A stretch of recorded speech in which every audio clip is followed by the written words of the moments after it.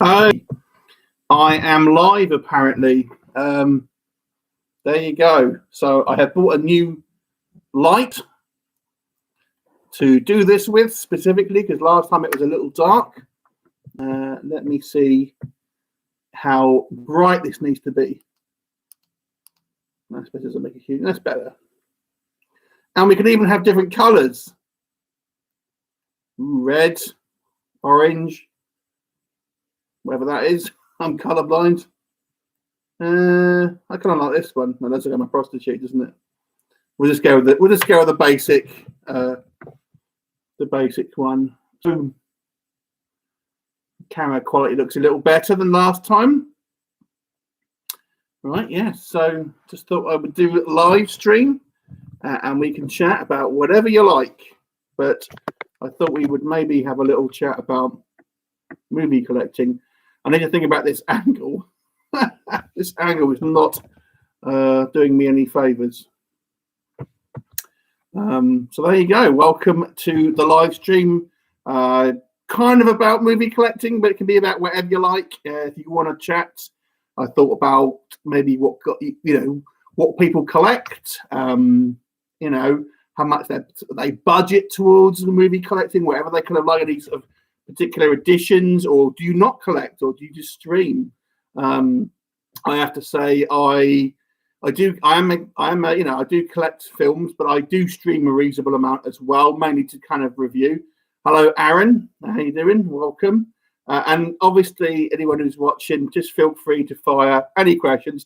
Doesn't necessarily have to be about movie collecting. It can be about whatever you want, really. But I kind of thought we would do the stream mainly. Well, the idea being it will be kind of about movie collecting. Hi, Jeff. How's it going? Nice of you to join. Appreciate it. I know you're a big movie collector, so I'll look forward to hearing your thoughts on this. So yeah, I think having done YouTube for a while, one of the interesting things, I suppose, is different types of movie collecting. I know, for example, Aaran collects lots of kind of movies, but not too worried about special editions. I, as you probably know, quite like kind of still books. That's kind of my thing. But a lot of people like media books, like Roasted Skulls, for example, was a big fan of media books. But I do think, because I used to work in an industry where there is, we did physical media. I used to work for a company called CEX here in the UK, and I worked there about 5 years ago. When I joined the company, they were sort of saying, "Ooh, it's only got 10 years left of it." So Aaran says he's quite simple. Yes, Aaran, I know. Oh, there's more to it. He's quite a simple collector, but he loves a good box set. Box sets are the way to go, definitely for value, and I think it's obviously nice to have everything in kind of one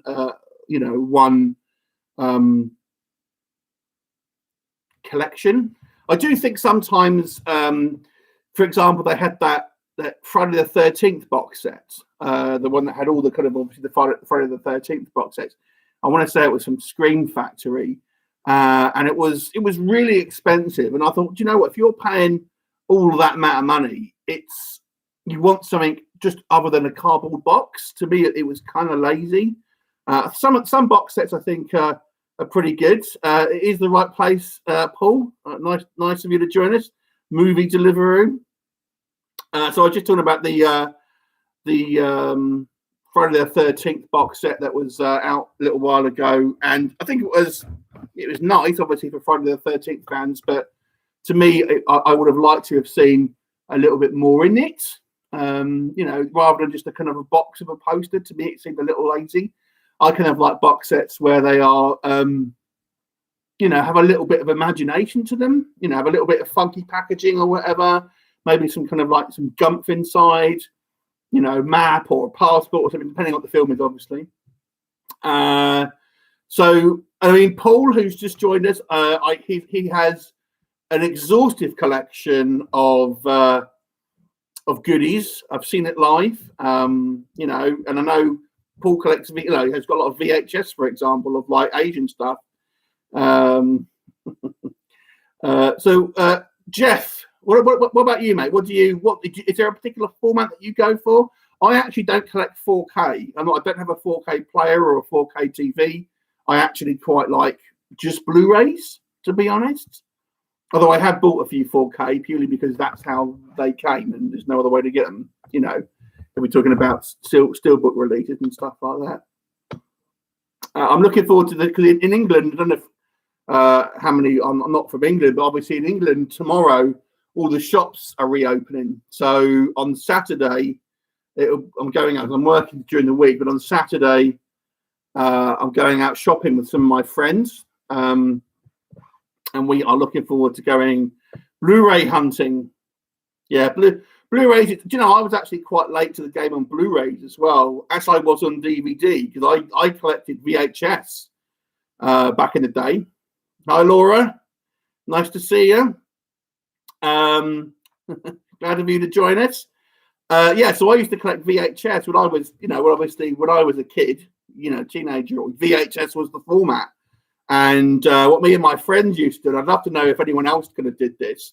We used to go around all the VHS rental shops, and then they used to sell the X rentals and stuff. And I used to prefer the X rental boxes, the larger boxes. So I used to prefer them because also the tape was generally a little bit more hardy. Figure this out. So I used to collect the VHS was my thing, and then I used to get all the films, but some of the films were never available on VHS, which is always the frustration. I always used to hunt. My kind of white whale was a film called Galaxina with Dorothy Stratton, and it was available. I saw it on Betamax when Betamax was the thing, and this was my kind of sought after film. So I saw it on VHS and then could never find it. And eventually I found it in Camden Town for about 100 quid. Yeah, because it was quite rare. But that was, of course, this was before the internet. So you couldn't really buy stuff online. Nowadays, it's quite easy. So Laura says, I collected VHS and then had to restart everything with a disc. Yes. And it's an interesting point because I've done a video about this before, actually, because if you look at the kind of the timeline of collectibles, if we're talking about value and stuff, so VHS was obviously the main format. Then DVD came out, and everyone got rid of their VHS. And what happens is it gets to a point. It's happening with DVDs now. It gets to a point where DVDs will become zero value, and people will just get rid of their stuff because it's deemed as worthless. And then ultimately, in a few years' time, it will start to creep back up again, just like VHS is now. That's how the collecting cycle works. It's because people get into this thing where it's essentially, it happened with comics back in the 40s. But there is still a lot of VHS movies that you can't get on disc. For example, one of my favourite films on VHS is Hearts and Armour, which is a fantasy movie, which you can't get on DVD or Blu-ray. But the problem is VHS is bulky and the quality isn't good, and it's a pain in the ass to have to kind of sit there. So I've sold the vast majority of my VHS, but I don't really regret it. I know some people will still collect it.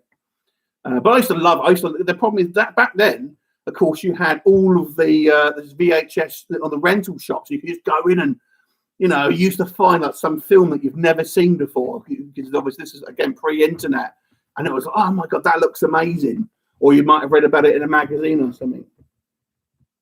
Aaron says, I still remember buying my first DVD player and buying my first two DVDs, Gladiator and Mission Impossible 2.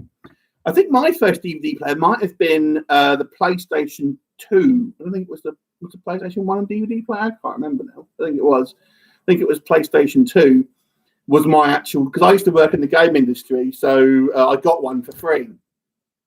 So that was my first DVD player. And actually, to be fair, I didn't get a separate DVD player until a lot later. I just used to use my PlayStation, which I actually think was the most popular player, actually. Buckaroobanzai. Hi, Mr. Bronson. Love your comeback movies as Robert Bronzy. Awesome fun. I did actually mention Robert Bronzy to Jeff a little while ago. Wondered if he'd sort of seen any, and I don't think you have at the moment, if I remember rightly. And speaking of Jeff, he says, I remember buying the first DVD player back in the day. Came with Sam Raimi's Spider-Man movie. Even though you're not from England, I got a feeling that might have been bundled here as well.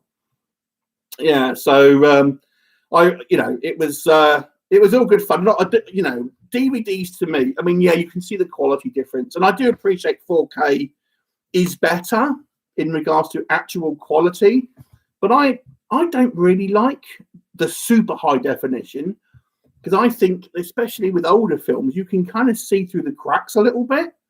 So I appreciate on a technical level it is high quality, but especially you can kind of see, like, for example, the stuntmen are doing stunts for various kind of movies and stuff. You can kind of see that they're not really the actors, and I think I personally think 4K takes away. I think having a slightly less high def image actually helps the film in some degree.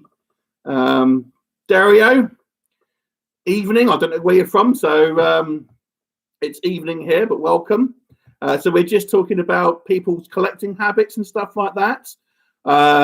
Is there any kind of like specific kind of offshoots that people collect? So I really like steelbooks. That's kind of my thing. But I do still buy standard Amarais. I like media books as a kind of secondary sort of special edition, if you like. Box sets, Croatia. What time is it in Croatia? Just let me know. Just interested. I do buy boxes. The problem with the box sets, they can be a little bulky. So where are we? Paul says, nice first DVD, Aaron. My first DVDs were They Live, Gross Point Blank. My first Blu-ray was Click. Is that the one with Adam Sandler? Is that Click? Buckaroobanzai, 9 p.m. So not too far ahead of us then. It's 8 p.m. here, or just 10 past 8. Welcome. What are you making a new Giallo? Good question. Oh yeah, that was who else was in that? It was Christopher Walken, wasn't it? Christopher Walken. That's one guy I absolutely wish I could do an impression of. I so wish it, because a lot of my actual day job is on the phone, and I would just love to do a Christopher Walken impression on the phone to sort of clients and things. It'd be amazing. 101 Bronson, Jeff, he says, remember my first Blu-ray purchase back in 2011 when they first started, it was the release of Scarface. Do you know what? I've never seen the Scarface remake with Al Pacino. What's your favourite VHS cover? I'll tell you it was one cover I really liked. It was the Army of Darkness, the European poster, and obviously the European cover with Ash kind of doing that, and he was like super muscled, and that was made because Schwarzenegger was so popular at the time, and even though Bruce Campbell was nowhere near that sort of physique, they wanted to capitalize on the popularity of Schwarzenegger, so they made the poster look like that. But that's my favorite poster. I just think it's kind of like, it reminds me of kind of He-Man and stuff.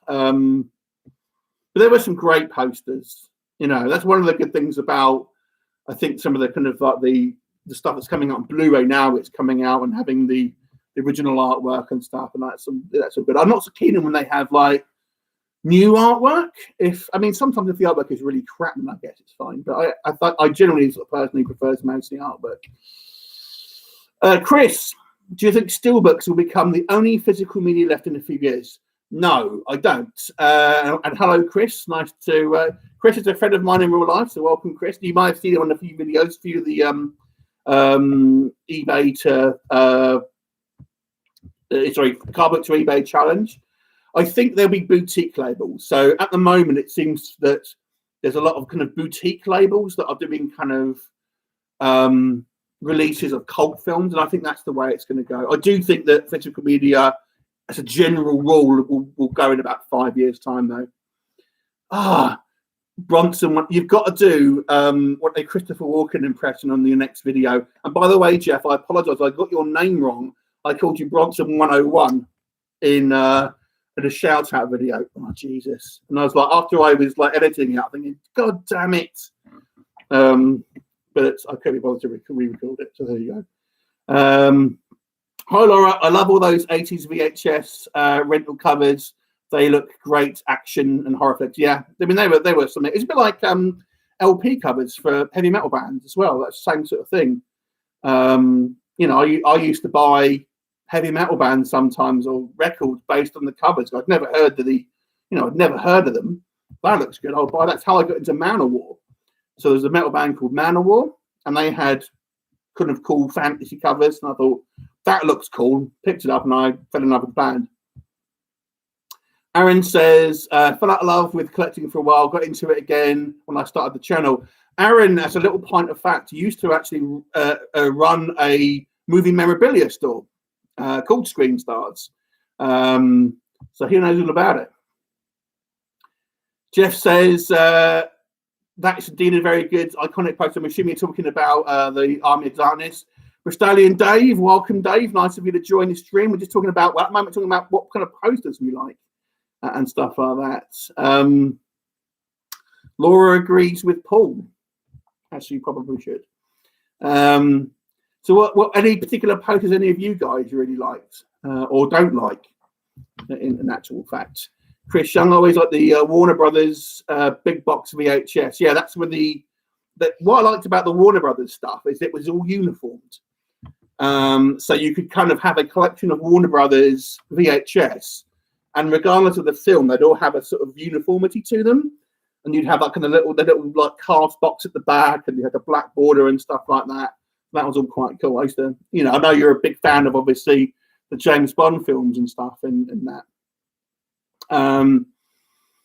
Laura, I adore it. A beautiful film. Do you like Universal Monsters? Yeah. Do you know what? Universal Monsters is some of the earliest films I remember watching. And people always say, what's your first horror film? And it was probably realistically Universal Monsters, or probably maybe some of the Hammer stuff as well.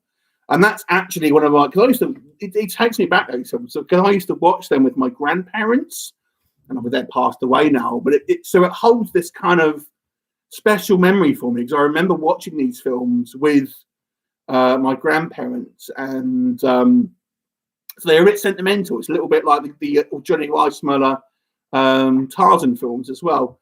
Carlos is here, Eastwood for Life fan. Welcome. So yeah, we're just talking about posters at the moment, Carlos, and kind of what posters you like and don't like and stuff like that. 101 Bronze says, I love the poster for Cobra with Stallone. I have a huge copy of that hanging on my wall. Simple but cool. That is iconic.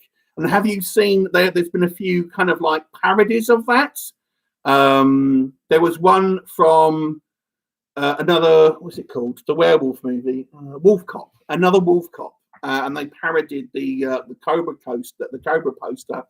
And there was also a parody poster, I think it's probably like a fan one. And it had the guy from The Cure.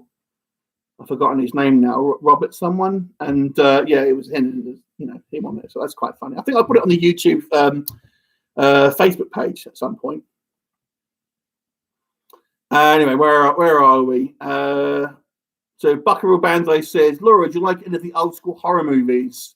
Do you know of Conrad Veidt? I don't know of Conrad Veidt. Laura says, yeah, I'm all about the old school. I'll have to refresh and see what I've done for my Hammer collection. Do you prefer Hammer or the Universal Monsters stuff? That'll be interesting. Rewatched Dr. Terrier's House of Horror last night, Amicus Anthology. Hi, Jeff. Got to tune in for Leo. Yes, you do. Aaron says, love a lot of the 70s posters, Jaws, Star Wars, Outlaw Josie Wales, Every Which Way But Loose. I mean, Jaws that's such an iconic poster, isn't it? You can't, what can you say about the Jaws poster? I mean, it's like the steelbook of that's kind of definitely the original artwork I prefer on that one. Paul, in all the talk of here, I kind of forgot, did you shoot 5 or 6 times? I see what you did there. Laura says, I will admit, Leo, I used to go and get the low budget horrors. You can't beat some cheese. Absolutely. But that's the thing, you find these, and to be fair, it's still true of today. We probably get more low budget horrors than before. But you used to go into a video shop and think, I have no idea what this is. I'll buy it. And sometimes it was an absolute winner, bonus. And I think back in the olden days, they were a lot more forgiving. Paul says Universal horror the best, but Hammer is great fun. Yeah, I think I've got to be honest with you, they're probably more iconic, aren't they? Chris, the First Blood poster is cool. Yes, it is. You and Carlos will get on like a house on fire. Carlos Eastwood for life fan back there. It's what's and speaking of Carlos, it's what's drew us in. It's a movie fan, the original movie posters.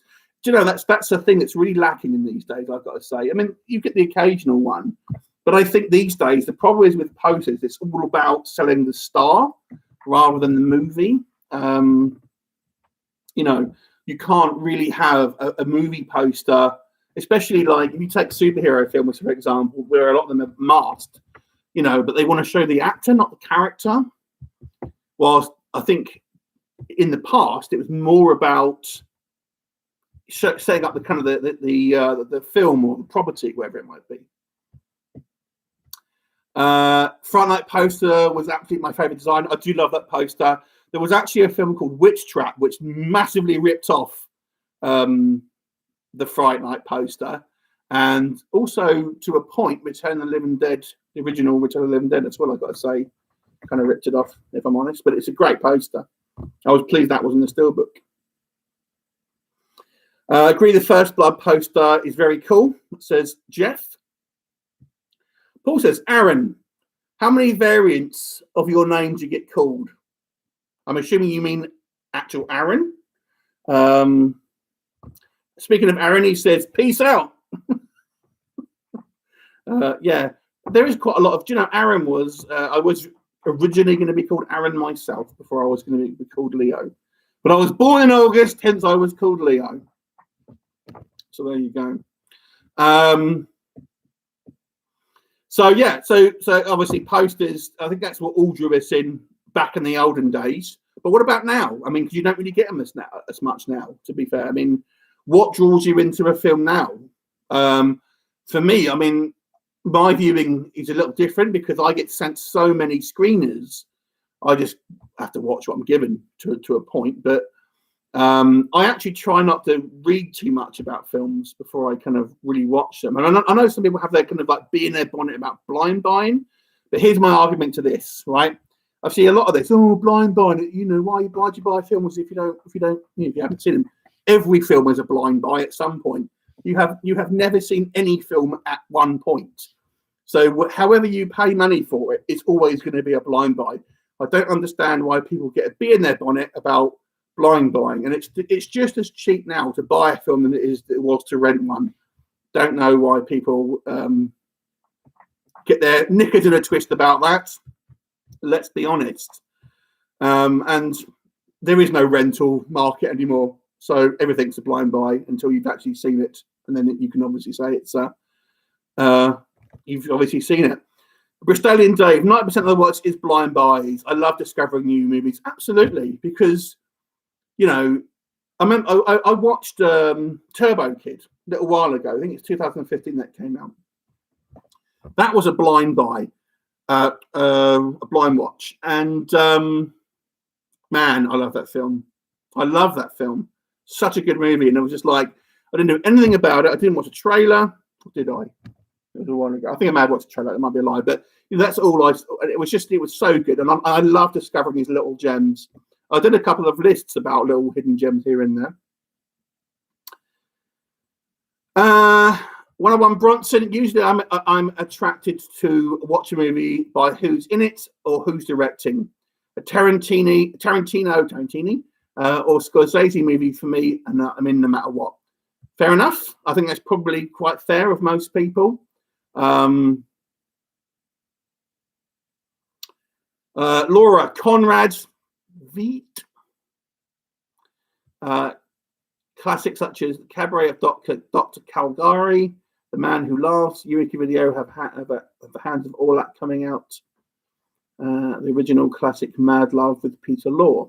But Stanley and Dave, the thing that annoys me are the trailers that show you pretty much everything that's going to happen. Yeah. I watch trailers for big movies, but not for small ones, to be fair. Not for little ones. But I like to be kind of know more nothing about it. Carlos, Eastwood for Life. Guys and Leo, where do you stand on Arrow Video using new artwork and the reason having the original poster as an inside cover? And then no fans prefer the original artwork. I like the fact that they give you a choice with that. I will say that. Because you know, you can ultimately choose that. I think that's probably the best of both worlds. Yes, hit that like button if you wouldn't mind. Thank you very much. Thank you, Dave. Appreciate it. I actually don't mind that. I think it's probably gives you the best of both worlds on that one. So I have no problem with that. I think I would probably 9 times out of 10 pick the original artwork for me personally. Dario, back in the 80s, all the VHS were blind watch. Yeah, true. I mean, absolutely. I mean, you might have saw a trailer. But that was it. I mean, like I've said, a lot of the time I used to just go into, and this is, again, it's before internet, you should just go into the old VHS shops and think, that'll do. That's got a cool cover, or that title sounds good. Yep, I like the Terminator and Genesis trailer, the plot twist. Although, to be fair, the trailer for Terminator 2 also gave away that Arnie was actually the good guy in that. So Terminator has a history of doing that. Do you remember the POW escape with David Carradine? That's the Vietnam movie, I want to say. I don't actually remember the movie, but I remember the cover, if that makes talking about posters. So I do remember quite liking that one. I remember watching it a couple of times, and I had it on VHS, so I remember nothing about the movie. Paul's probably a good person to ask about that one. Jeff, have you seen the French movies that Charles Bronson made? I recently watched Rider on the Rain, 1970, and loved. Jeff says, I'm all in for original artwork as well. Chris, POW, brilliant fun. David Carradine did a lot of those cool action flicks in the 80s and 90s. Yeah, I'll check that one out again. I used to love Vietnam films, which is weird because obviously being a Brit, we had nothing to do with it, but something about Vietnam, I think, because it was still relatively modern, but it was just obviously out of my kind of lifetime, really, or just more or less. But I like the music of the time and that sort of thing. So, I really enjoy. I'm a big fan of Vietnam movies, most of them anyway. Bristolian Dave, same here, mate. And Tony has joined the chat. Welcome, Tony. Horror in Todge. Hope you're doing well on this Sunday night.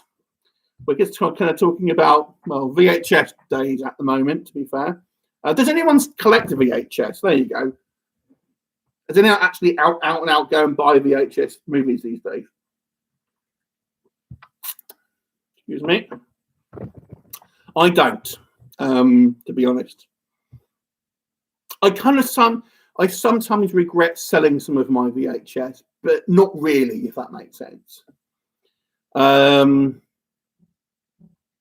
Jeff, I've seen most of his European movies. Rider in the Rain, that's one of my favourites from Brompton, as a matter of fact. Yes. So didn't any of you guys collect VHS still? I still have a few VHS, but not many. I used to have a lot of pre-cert stuff. I used to have the original Star Wars. The first release of Star Wars was on pre-cert, and I had Evil Dead on Palace Video with the kind of the molded Palace logo and the thing, which was also a pre-cert. I had Superman pre-cert, which is always good, and I sold them. I wish I'd videoed them before. do you know what I mean? That was kind of like, I don't really, because they were so bulky, I don't really regret getting them, but I kind of wish I had videoed them and kind of almost had a memento of them in a way. That's kind of maybe what I think. Where are we? I'm kind of lost where I'm in the chat now. So Buckaroobanzai, David Carradine's movie for Roger Corman, Death Sport. I reviewed Crime Zone a little while ago. Dario, I threw away once my VCR broke. Yeah, I guess that's the thing, isn't it? You don't really want to hold on to stuff which is ultimately useless. But I don't have a VCR, and I still have about 10 or 15 VHS. Talking about VHS, Brazilian Dave says, I recently cleared out some of my old storage, and I've had a big box of my old VHS. These included Debbie Does Dallas, and that's not, sorry, I'm joking. I might have to do a video stream about my channel to show them off. Yes, providing Debbie Does Dallas is not one of them. Carlos, Eastwood for life. Guys, oh God, have you heard the Hut Group have bought Arrow and certain fans are worried? What's in store for Arrow? No delivery is what is in store for me in that case. That's interesting. I wonder if it will be exclusive to them in that case. I'm assuming it must be. Chris, Death Before Dishonor. Right on. Bristolian Dave, I'll only buy something on VHF if it's not available at anything else. Yeah, I can see why you would say that. Oops, it just jumped up there. Kenjaku, what would be meta is collecting VHS tapes of the VHS found footage movie franchise. You can get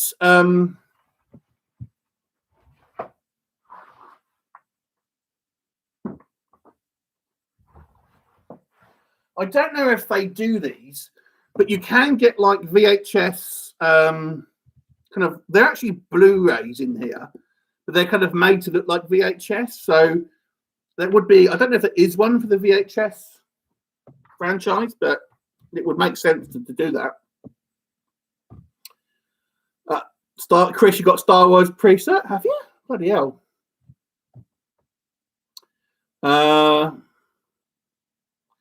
Jeff, farewell, friend. I need to see with Bronson and Alan Dillon. Have you seen and recommend? Carlos, is that Jabba the Hutt? Ooh. No delivery from Zavi. Oh, do you know what? I am chasing. I ordered the Mondo steelbooks for Captain America, First Avenger, and the Thor movie. And they came out, well, Captain America came out about a month ago, and it only arrived about 2 days ago. And the Thor one still hasn't arrived. I mean, I'm sure it will arrive at some point, but it's bloody annoying. Jeff. Yeah. Farewell, Friend is actually a pretty decent movie in his opinion. Actually, you still need to get a copy of that. That has been out a few years since I've seen it. And we got Jamie Powell has joined the chat. Hello, mate. Hope you're doing well. I'm doing very well.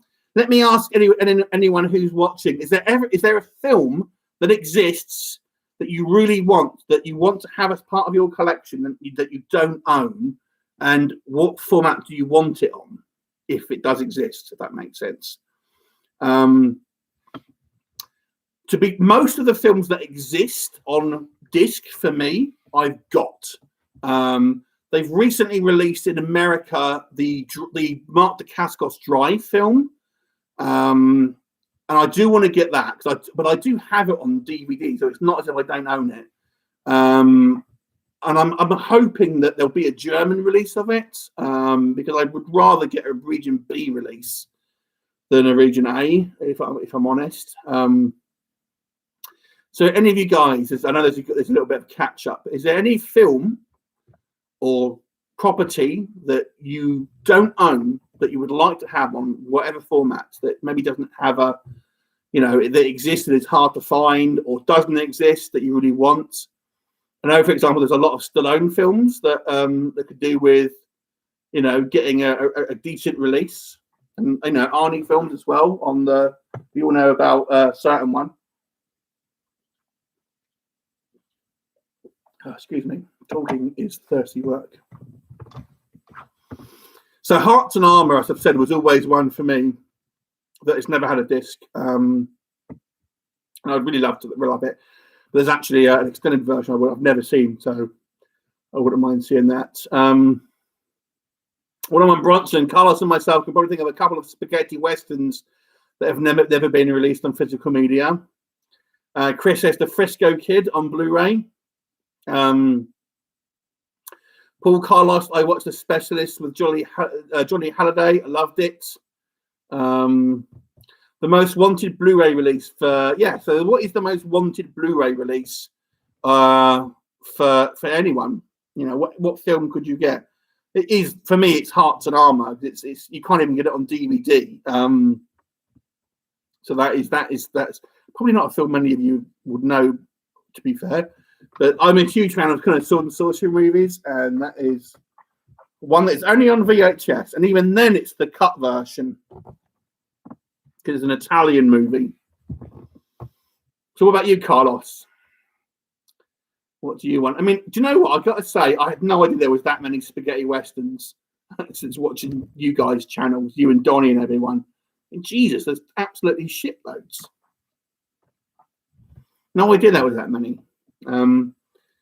Frisco Kid.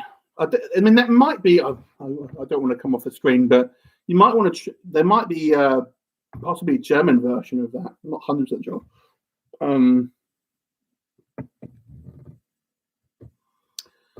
Right, Kenjaku.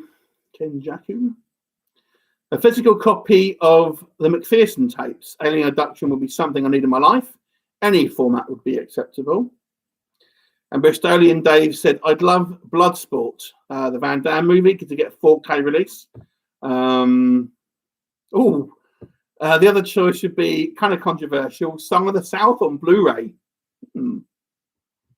Why is that? Just curious. Is that just because it's like such a controversial film? It's a hidden genre. I guess you're right. I mean, to be fair, I've learned a lot about Westerns through you, Carlos, to be fair. Westerns is a genre that I've never actively sort of invested in too much, to be fair. Paul from Buckaroobanzai, The Clairvoyant, 1935.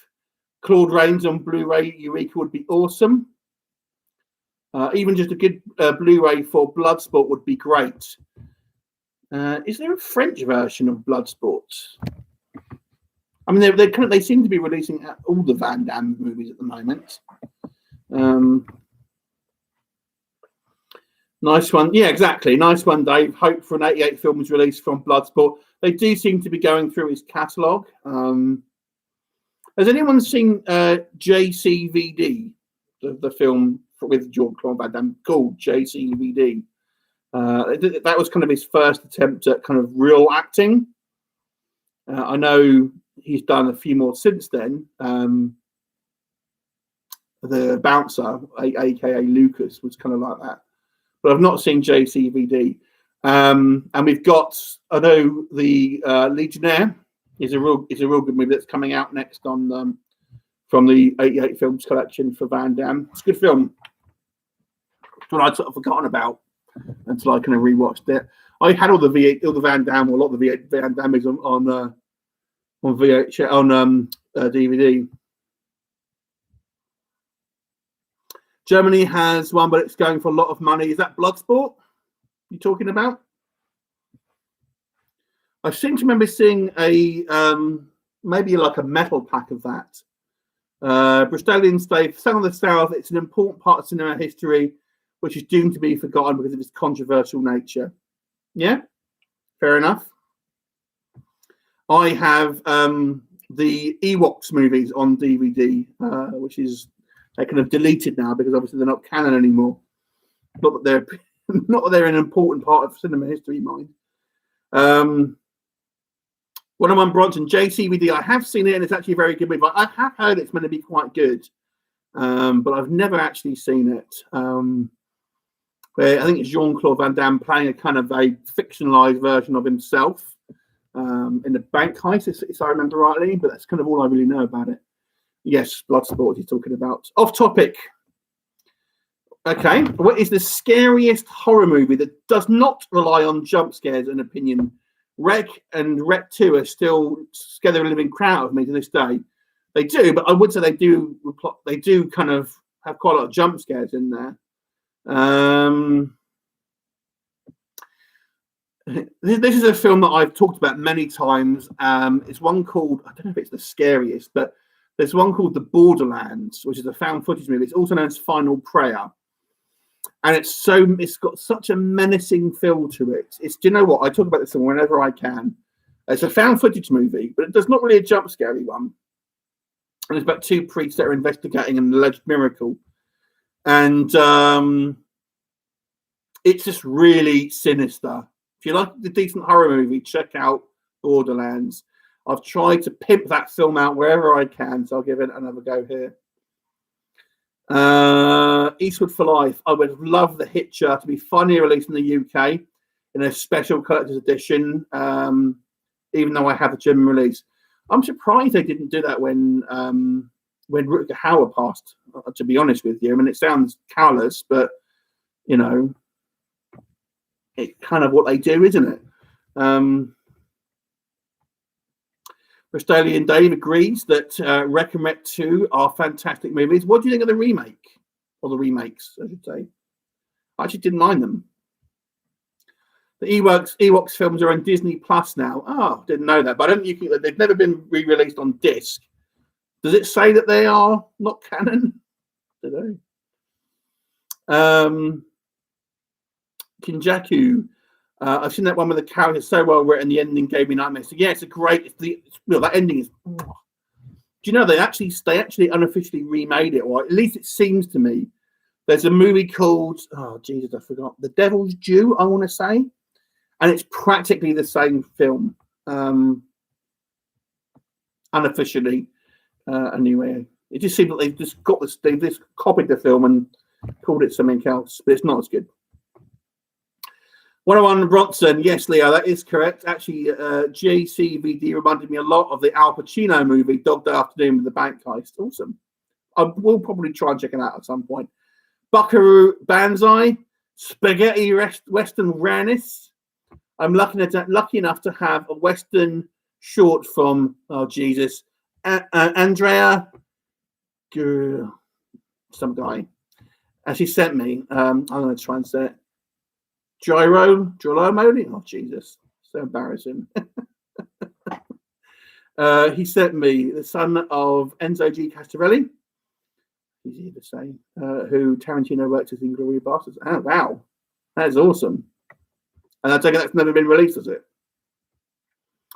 101 Bronson has ordered the Blu-ray of The Hitcher. Oh, you've just ordered it. Oh, nice. Quarantine was the Americanized remake that worked. I agree. Here's a hot take. Here's a controversial topic. I actually think out of remakes in general, right? Horror remakes tend to be the best. I would say that's my hot take. I think there is like more horror remakes work than any other remakes of any other genre. I actually think there's probably more decent horror remakes than they are shitty ones.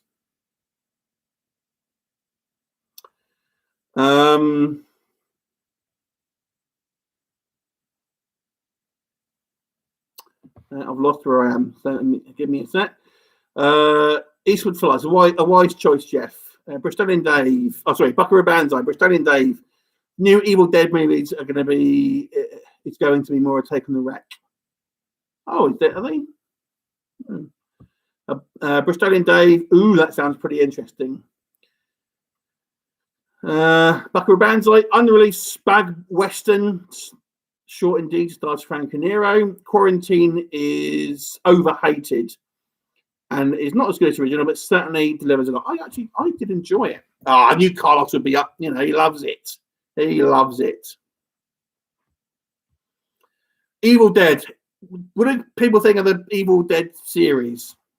I'm somewhat ambivalent towards it, to be honest. And Evil Dead 2 is my second favourite film of all time.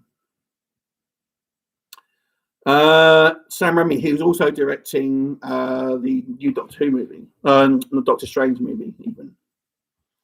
101 Bronson, that sounds awesome, Paul. Loved Franco Nero in spaghetti westerns. I actually reviewed a film of Franco Nero recently, war film, recent one.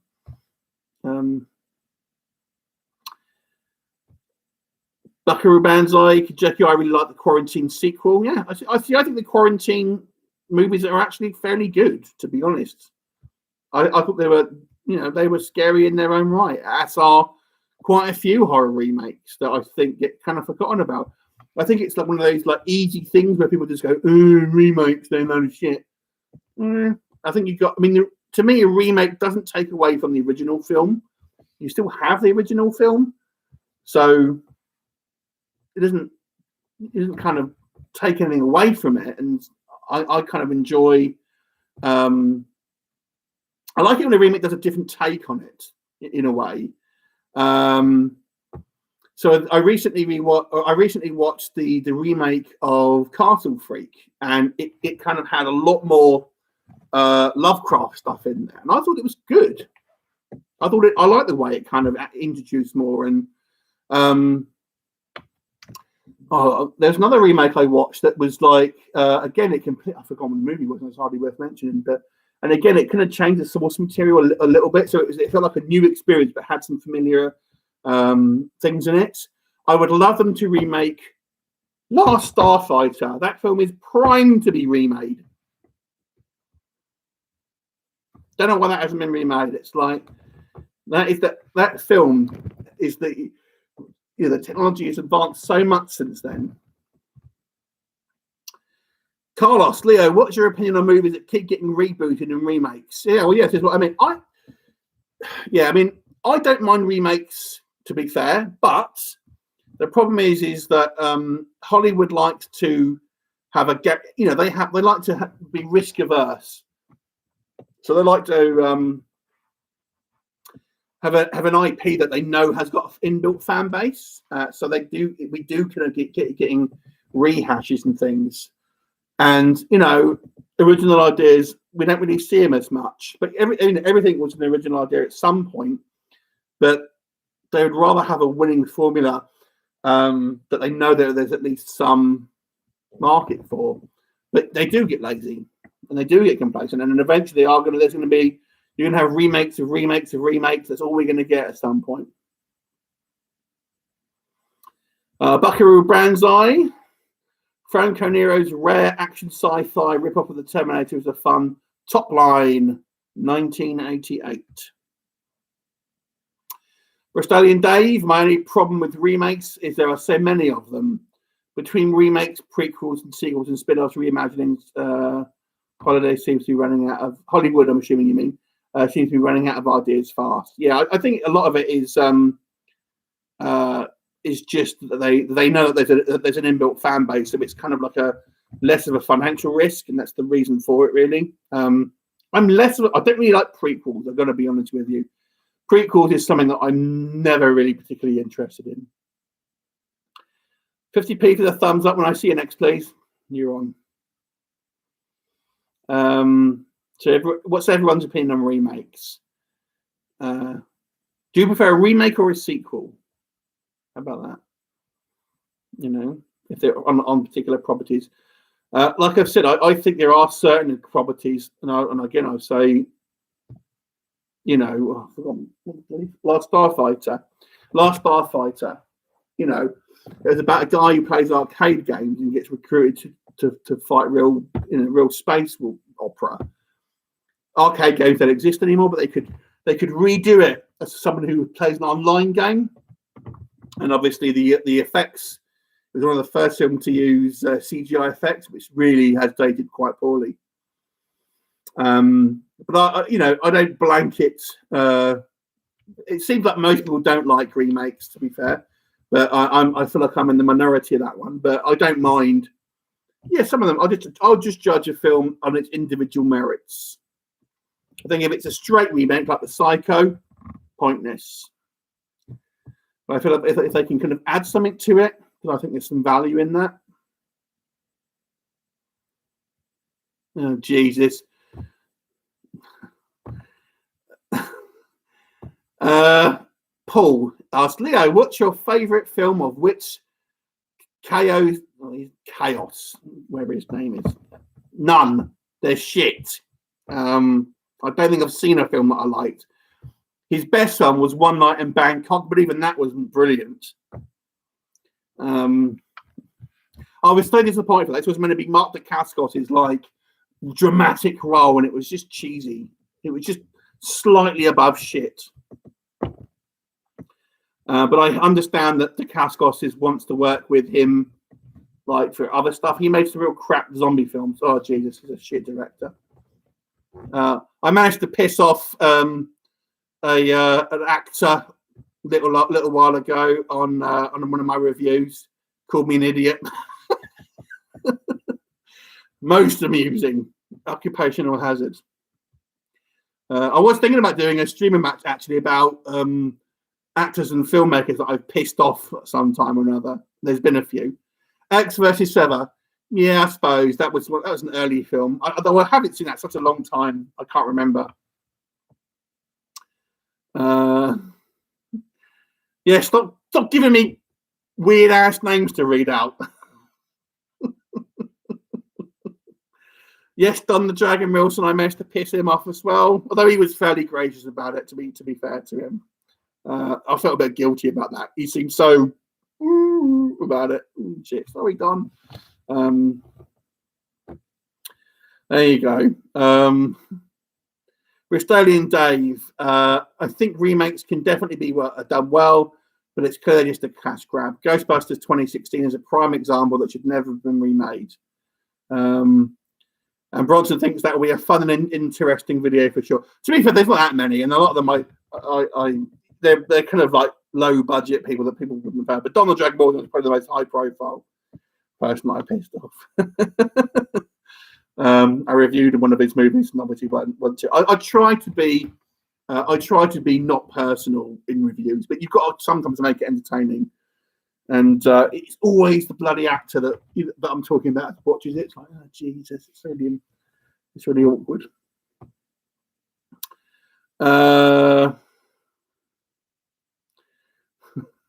God, it's a good drinking game. You're going to say a lot about actors and things that I'm not going to be pronounced now. Yeah.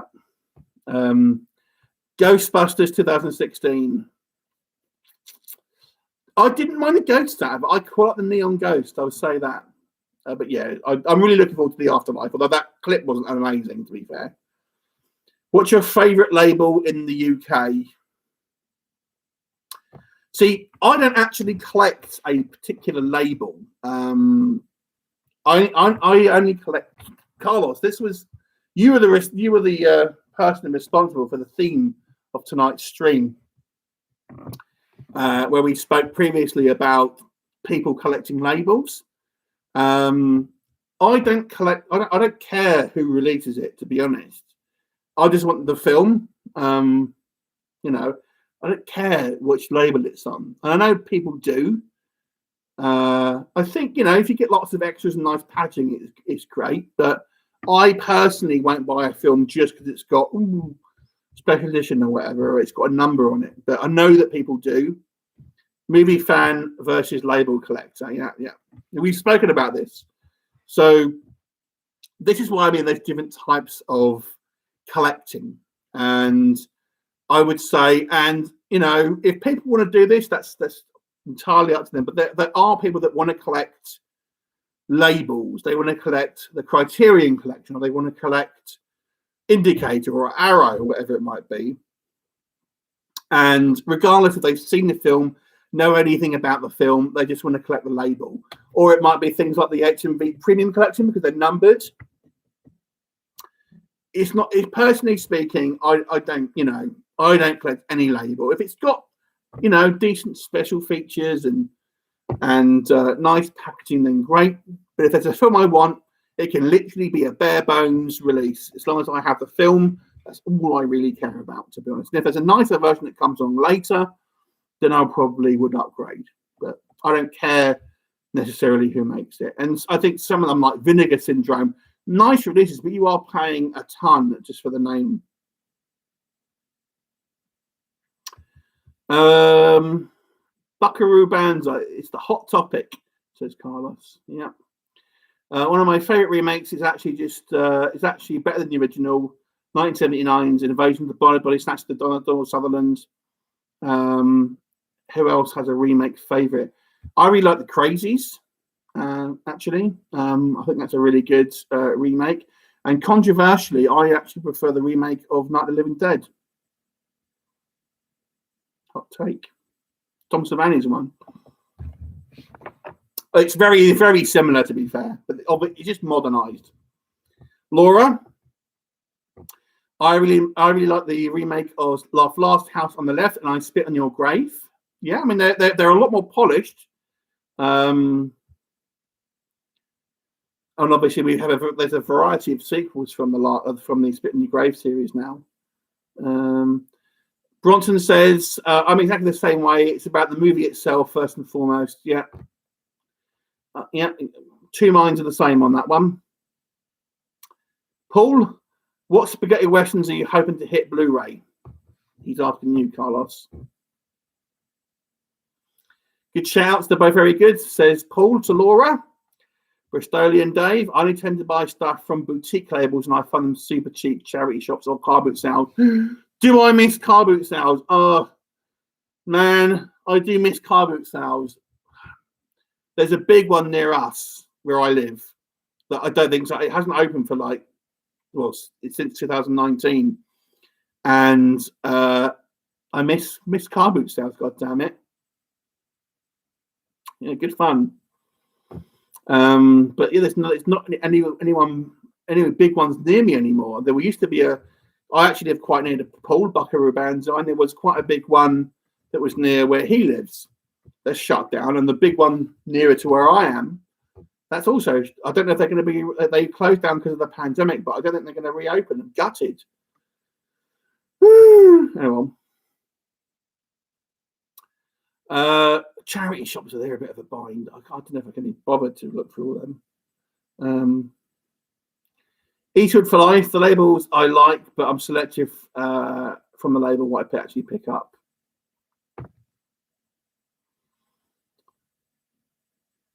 So Paul says, so it's Bristol Boutique Day from now on then.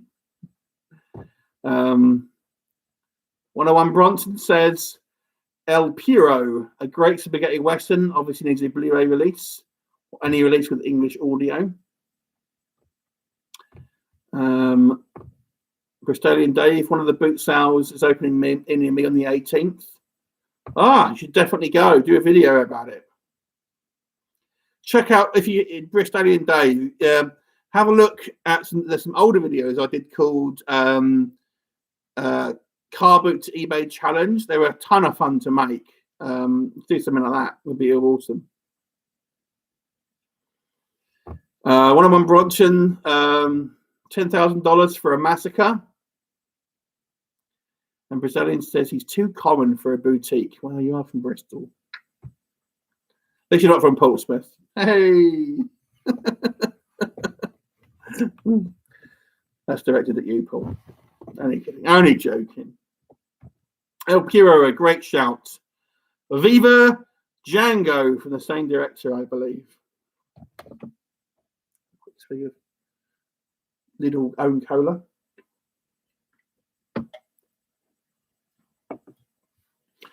So, what about you? Any of you guys like a fan of steelbooks? You know, it's going to come on the steelbooks. I like the pristine feel of them. If there's a film that I like on steelbook, I will definitely get the steelbook if I can. Although I'm less keen on getting any old one now. I think I'd rather kind of I'm running out of room, quite frankly. So, you know, I'm less keen on just any old steelbook now. I'll just get kind of ones I really want. Okay. What film do I think is underrated? Asks Laura. I did a top 10 video of underrated found footage movies.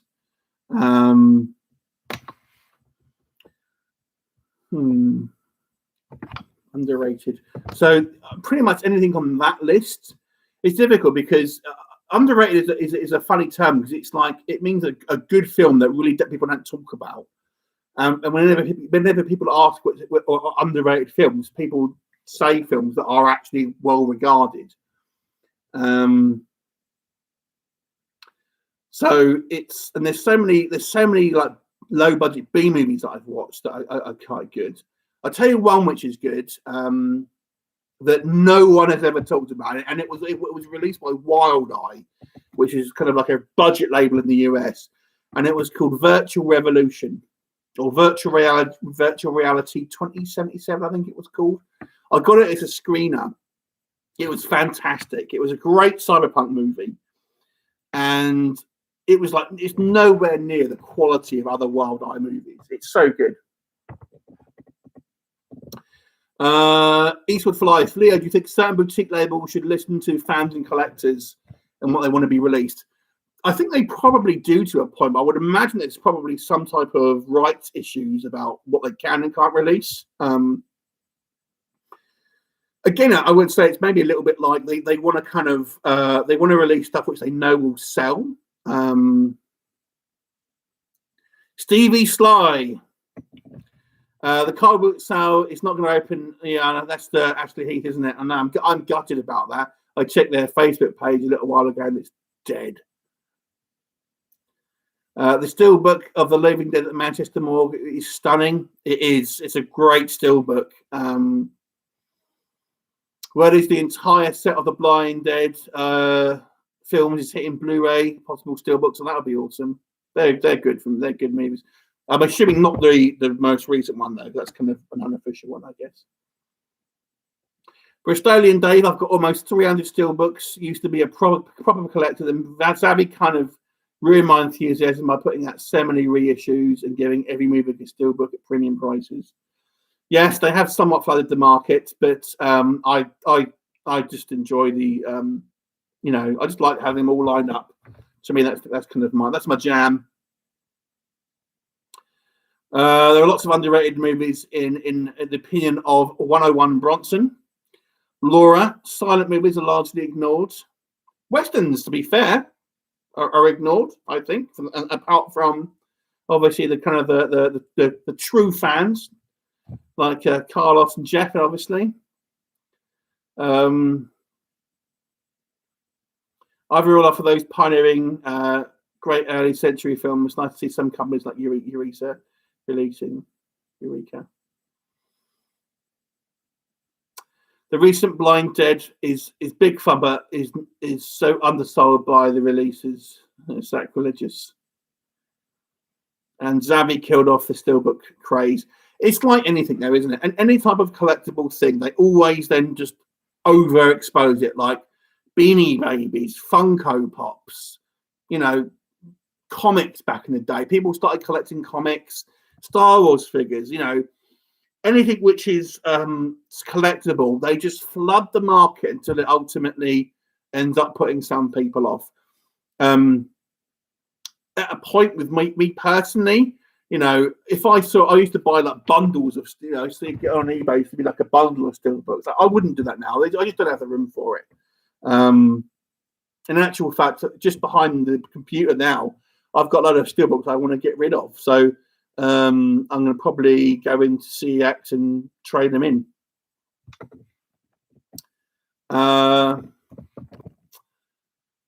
Speaking of names I can't pronounce, Guillermo Canales.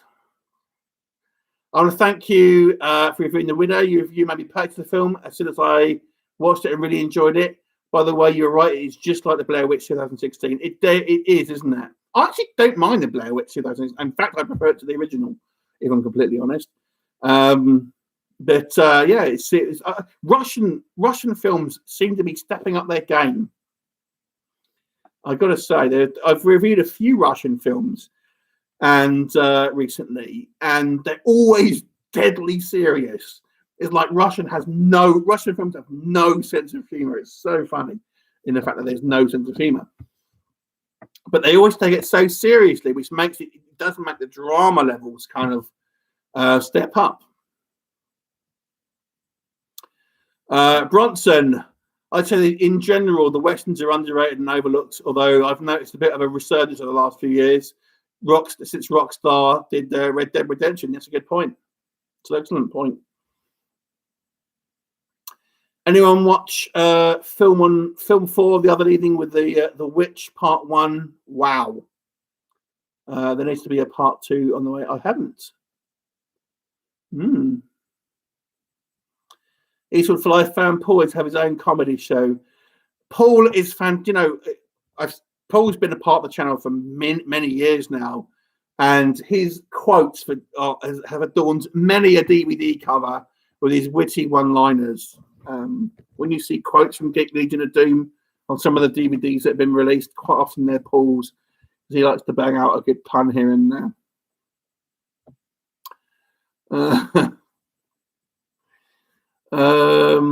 Carlos, Leo won't fund. Buckaroobanzai. Carlos, Leo won't fund a comedy spin-off show for me. He's so short-sighted. Mr. Magoo of YouTube. Thanks, mate. Thank you.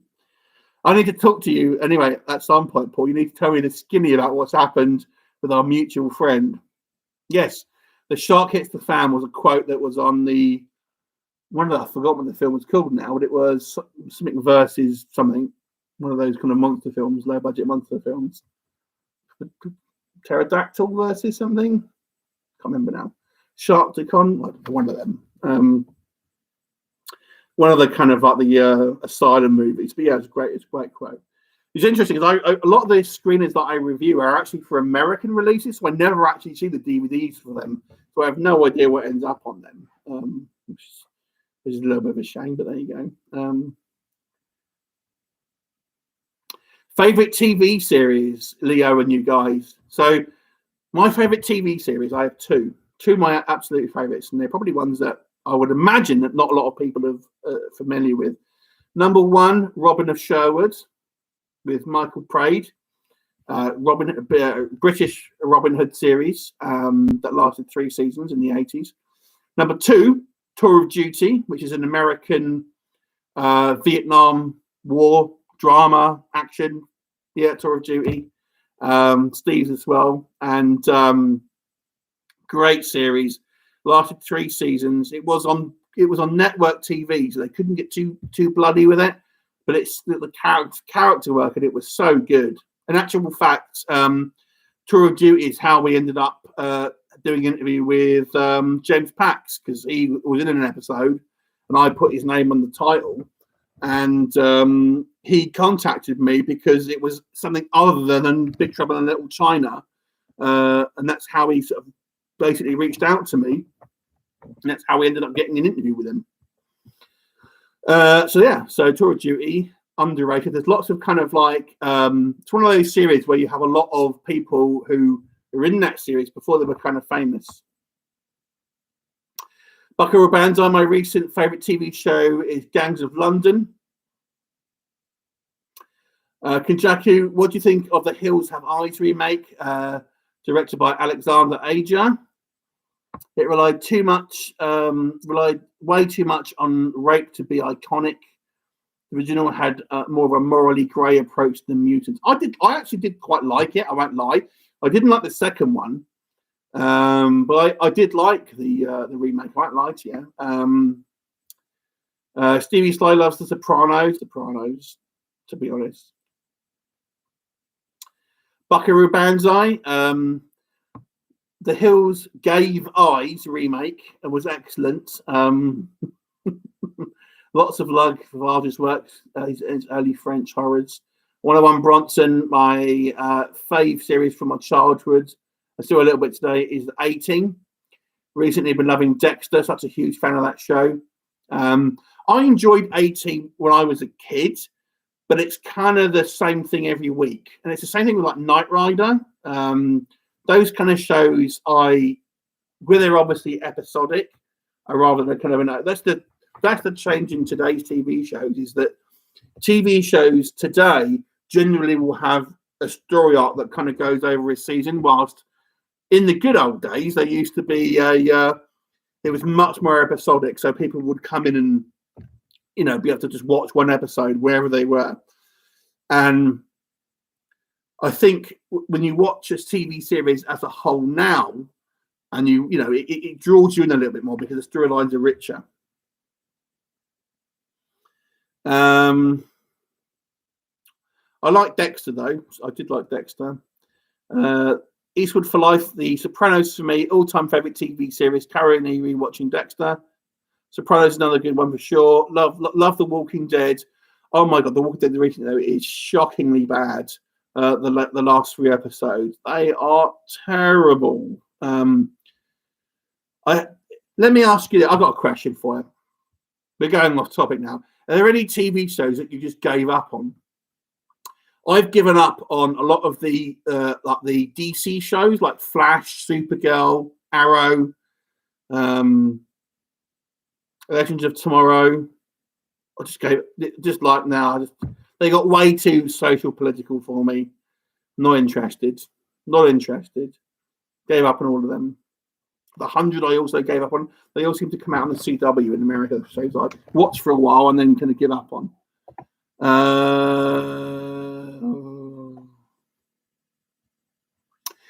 Where are we? 18 was a great. 18 was great when the plan came together. I loved it when the plan comes together. Yeah, but that's the problem. The plan comes together every week, and it's fun. It was fun then, but these days it's a bit of a tough watch. Kinjaku, I don't really like episodic TV shows for the lack of overall plot progression throws enough. Yeah, that's the trend now, isn't it? Though, is to have one storyline per season. 101 Bronson, hi Paul, so did Hannibal. Really love that show. That was pretty good, although I kind of lost interest a little bit in the last season. Do I remember American Gothic? I do. I've forgotten the actor's name. The guy who was in the Midnight Caller, forgotten his name. That was good though. That got cancelled, unfortunately. Manimal also was good but got cancelled. I liked one called The Highwayman, which was a cross between Mad Max and Knight Rider with a truck or a lorry. But that only lasted 8 episodes, and I think Manimal only lasted something like that as well. Buckaroobanzai, Jeff, I overlooked the second part of the latest series, The Walking Dead. Just watched catch-up episode last night. That's 7 behind. Supergirl gave up after 2 seasons. Supergirl was like the one that really got political, and I just checked out at that point. I gave up on The Walking Dead. I still watch The Walking Dead because I've watched it for so long and I really enjoyed it when it first came out. I'm at the point now where I'm really losing interest, however. Paul says American Gothic was fantastic. They put the DVD release out. The show's out of order. Miami Vice was another favourite to Team. Yeah, I loved Miami Vice. I mean, that was the big shit when it was on. I just remember because it was on quite late at night. And Gary Cole, that's it, yeah. Cheers, Steve. Miami Vice was great. I did try and here's another one, The Equalizer. Anyone fans of The Equalizer? I'm not talking about the films. I'm talking about the TV show, the original TV show. Talking Pictures TV channel put out the old Saturday morning cliffhanger shows. Enjoy seeing Lone Ranger and Flash Gordon.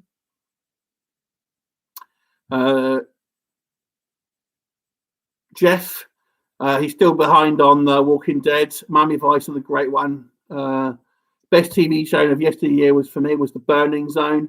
Don't think I've ever seen that.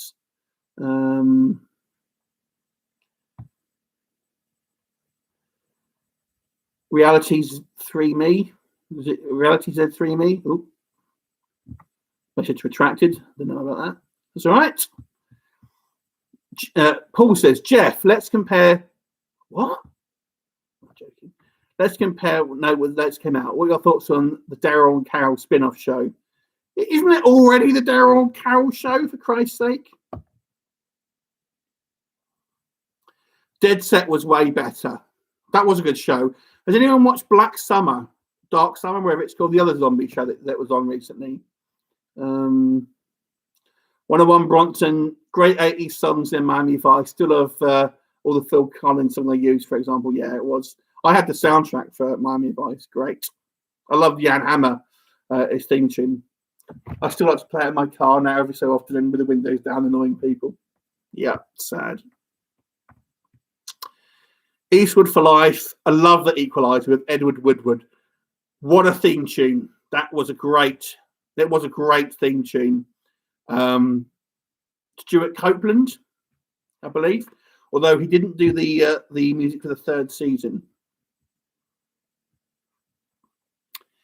Guillermo Canales, what creature features and found footage that are not well known do you recommend? Well, found footage, I did actually do a top 10 underrated found footage list. So watch that. That's got my top 10 underrated found footage movies. Creature features. Do you mean? Let me thin it down a little bit. Are we talking like real creatures like sharks and bears or something, or are we talking paranormal creatures like monsters and things? If you can narrow it down, that and I'll give you some answers.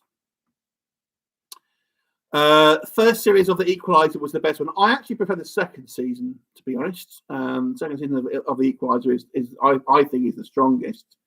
But I love, to be fair, all of these seasons of The Equalizer.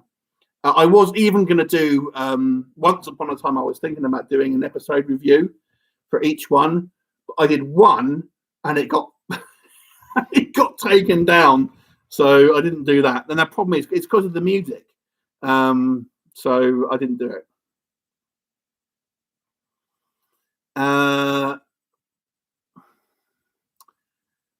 Carlos, stop that bloody light bulb swinging.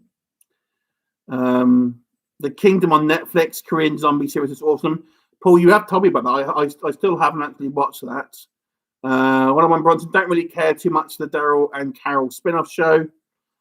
101 Bronson, Jan Hammer songs are great. I love Crockett's theme. There's some quite fun remixes on YouTube if you like that, actually. Jaku, I'm obsessed with found footage movies. Literally 9% of the found footage movies I watch.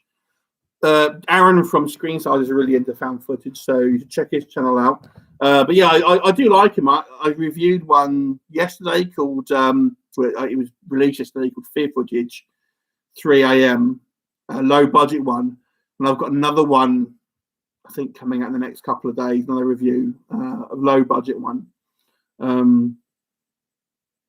So they can be really strong. I was never a huge fan, and I watched Grave Encounters, and it blew me away. And from that point on, I really enjoyed it. Paranormal Monsters. Okay, so there goes one of my speakers.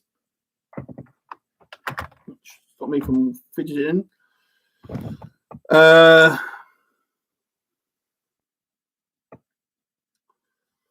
There's one called Beneath, which is, I don't think it's very good, but I strangely like it. So I objectively think it's not a good movie, but I strangely like it. It's about a huge anglerfish that's in this lake. That was quite good. There's one called Animal, which has got the girl from one of those Kevin Smith films, Jolie Lawrence, I think her name is. That's quite fun. Howl, I suppose it's a werewolf film, really. That's quite fun. That's probably a good. You've given me an idea for a top 10. There you go. But yeah, those two are worth checking out. Do you know, I reviewed so many films, I forget half of them. Buckaroobanzai Embryo recently reviewed a film which is interesting found footage. That's a recent review that Paul did for the channel. Devil's Doorway, that's the movie that I was talking about, which is essentially a remake of Borderlands. Army of the Dead, zombie movie out in May. Excited for this. I wasn't blown away by the trailer. I'm going to be honest with you about that one. It looked silly. It looked like World War Z, but sillier. What's your opinion on Netflix exclusive movies and TV series not being released on physical media? It's annoying. it's very annoying because there are ones that I would like to get. I think maybe that they'll come out at some point. I think it depends, because if it's a film that Netflix has bought, I got to think it like, you know, so there's two types of films from Netflix. There's the films that they actually finance the making of, and then there's films that they buy. So films that they buy, I think, may well come out, but films that they actively finance themselves, they're the ones that seem to buy them, may have problems with. But I would like them to come out. I mean, you can get the bootlegs, but I'm not, you know, I'd rather get a proper copy. Netflix is the trash collection. Amazon Prime and Tubi have the better collections. Amazon Prime, to be honest with you, is pretty much in almost an infinite amount of movies on there. 101 Bronson, anyone sees the Snyder cut of Justice League? I still need to see it. I liked it better than the original, although it still seemed like a cartoon to me. You know, I didn't think it was that good. It was okay. It was better. I would say that the Cannibal Holocaust, which is basically the first and best partially found footage movie, is my favourite. If you want to watch an early found footage movie that no one ever talks about, watch 84 Charlie Mopic. Talking about Vietnam films, Vietnam movies. It's a Vietnam film. I actually gave a copy to Carlos. It is a early, I think it's 1986, and it's one of the first examples. This is way before Blair Witch, and it's a found footage movie about a guy from the who's basically doing a video for the army, and he follows this like patrol out, and it all goes to shit. And it's an early found footage movie, but it's not horror. It's a war film. And welcome to the Dutch Film Buff. How you doing? Paul says, Jeff, I actually want to see. I want to see and actually enjoy the first take, but I'll wait to pick up on Blu-ray. Paul says, hey Dutch, loved you in Predator.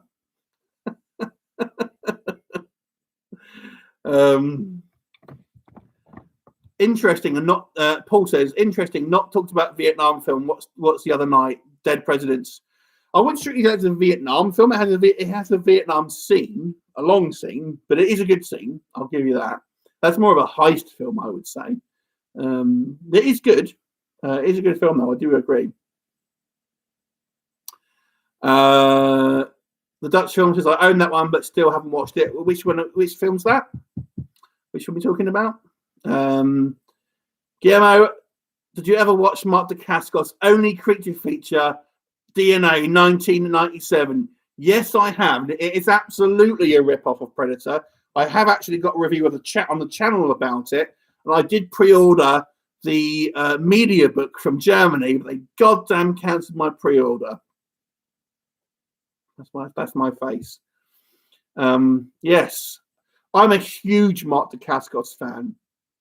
I did a top 10 Mark Dacascos movies, and DNA is definitely, it's not one of his best films admittedly, but it is a massive Predator ripoff. Yeah. Carlos, hi Dutch Film Buff. All we need is Donny to tune in, and then we'll have the Dutch Three Amigos, Jeff, Dutch, and Donny. The Three Amigos. Love it. I quite like that movie. 101 Bronson. Yeah, I didn't mind the original Justice League, to be honest, but I'm excited to see the Snyder cut for sure. Is anyone watching the Falcon and the Winter Soldier? I'm really enjoying that, I've got to say. I still own the VHS tape of DNA. I mean, back in those days, I loved, because that was, you know, a new Mark Dacascos film on VHS. I'll definitely buy it. Buckaroobanzai, the best Vietnam action film for me, and Antonio Margheriti's The Last Hunter, 1980. What's my favourite? I'm going to be boring and say Platoon, probably. Although I liked. It's not a film, but I like the Tour of Duty TV series is probably the best, and that's really because you get to know the characters so well. But yeah, I have a bit of a fanboy for Vietnam movies. Not lie.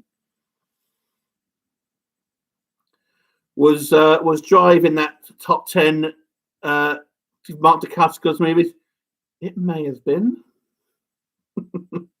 It may have been. Kajaku, the possession of Michael King, Under the Marrow exists, Embedded, Lost Coast Tapes, Murder, Death, Koreatown, underrated FF movies, found footage movies. Exist is excellent. Paul, I think, reviewed Murder, Death in Koreatown.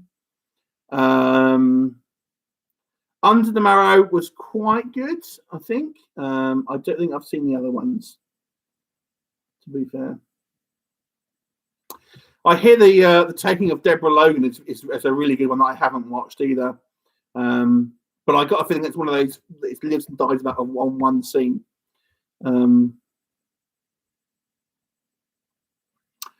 Paul Cornell Wilde's Beach Red is impressive. Saving Ryan, Private Ryan, borrowed from. Murder, Death, Koreatown was bold, well worth giving a go. That was an interesting movie because that was kind of like it was one of those films they could have played up to be real. No cast, no director. There's another film that did it called Final Entries, The Diary of Maddie O, which was it's a no budget. If you want a found footage movie, this is a good example. I mentioned this in the review of the last film I did. I forgot what it was called now.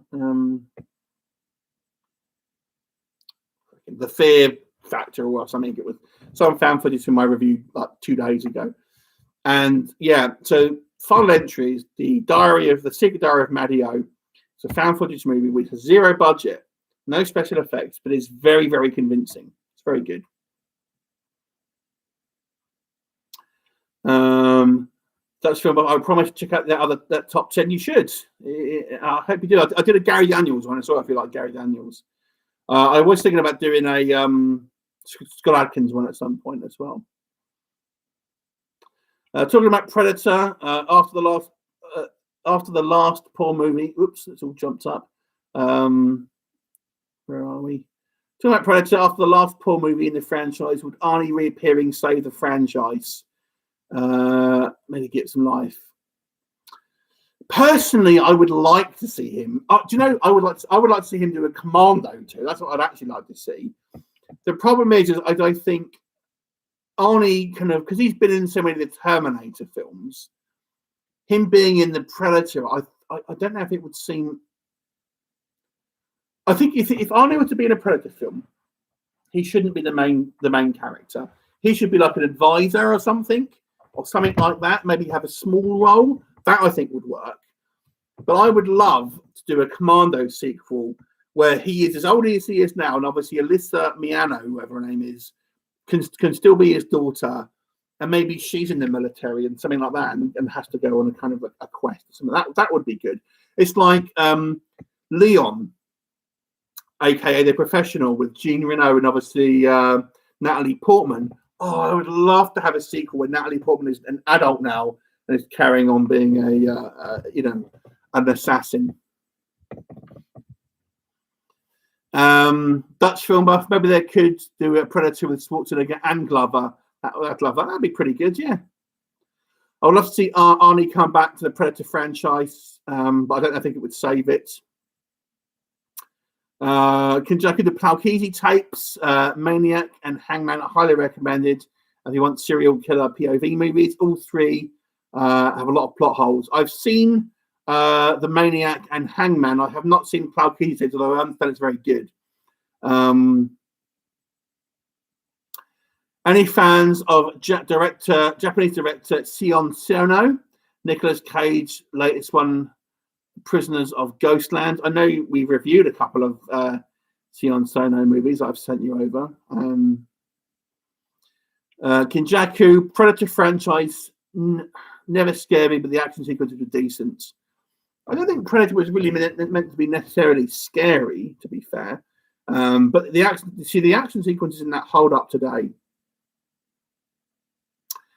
Jean-Claude Van Damme making a comeback as a Predator, so they could do his original Predator costume and maybe have that as a different alien. That would be good. Maybe not in bright red though.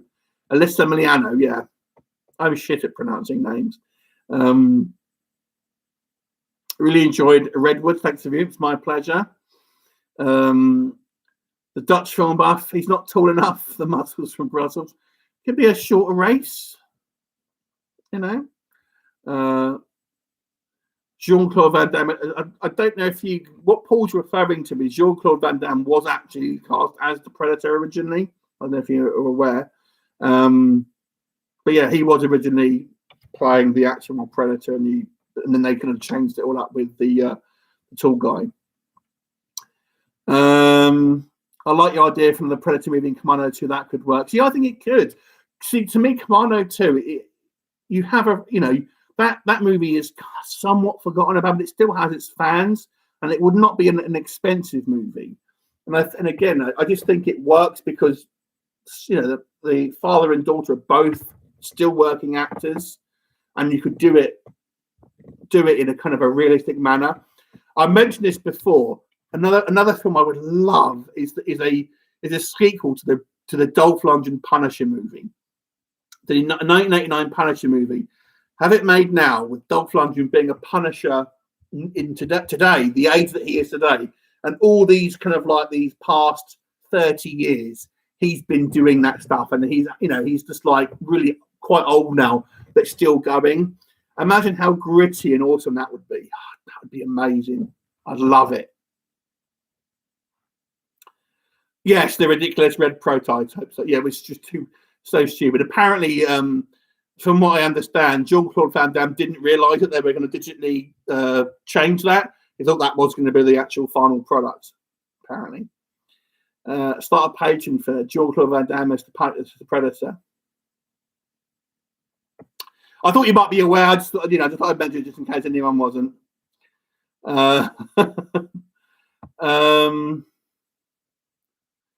When are you, Leo? When are you breaking to give us a half price Leo plushie sale here tonight? That's good. I could have bust out my Leo plushies. So for Christmas, I did a joke. Made a joke present for some plushies with my face on it for some people. I'd made like a gag advert for YouTube for a joke present. I'll do it. It's funny. And Carlos agrees. The first Punisher movie is the best one. It's my favorite because I think in that the Punisher seems genuinely like mentally disturbed in that film. You know what I mean? His portrayal. I'm not saying he's like a fantastic actor, Lundgren, but he genuinely seems like off the reservation in that movie, and dangerous. You can just imagine they did a sequel now. Because of the rights, though, it won't happen. But you could just imagine how much chaos he's caused. I mean, he would just be like scarred up. It'd be amazing. Dolph Lundgren Punisher was awesome. I absolutely love that too. Yeah, it was great. I really like the Punisher Killzone film, Warzone. I think you mean. That's my least favorite, actually, personally speaking. I thought the guy Ray Stevenson looked the part, but I didn't think he did a particularly good performance. I think the Thomas Jane one had the most intricate story, but was the furthest removed from the actual source material. So although I do like the series, I like the Netflix series. To be fair, that was quite good. But yeah, I mean, I used to read the Punisher comics when I was a wee boy, and I used to love those movies. If you're lying, I won't be back. I'd never lie to you, Paul. So yeah, is there any other sequels of existing movies that anyone would like to see? Say Commando is forgotten about. Commando and I'd like to see a remake of Last Starfighter, not necessarily a sequel. But I mean, yeah, on his career, I mean, to be fair, it's true of all of the old action stars, isn't it? I mean, their careers are always a little bit kind of waning, and they're having to do these kind of like straight to video. I mean, Bruce Willis, my God, he has been in some real low budget shit, really crap. Nicolas Cage, I'll say this, right? I've seen a few that are Nicolas Cage, like low budget movies, but I think he still commits to it. I would say that about Nicolas Cage. Like Bruce Willis is just like showing up, saying his lines. But man, I think Nicolas Cage still gives it all. I'll give him that.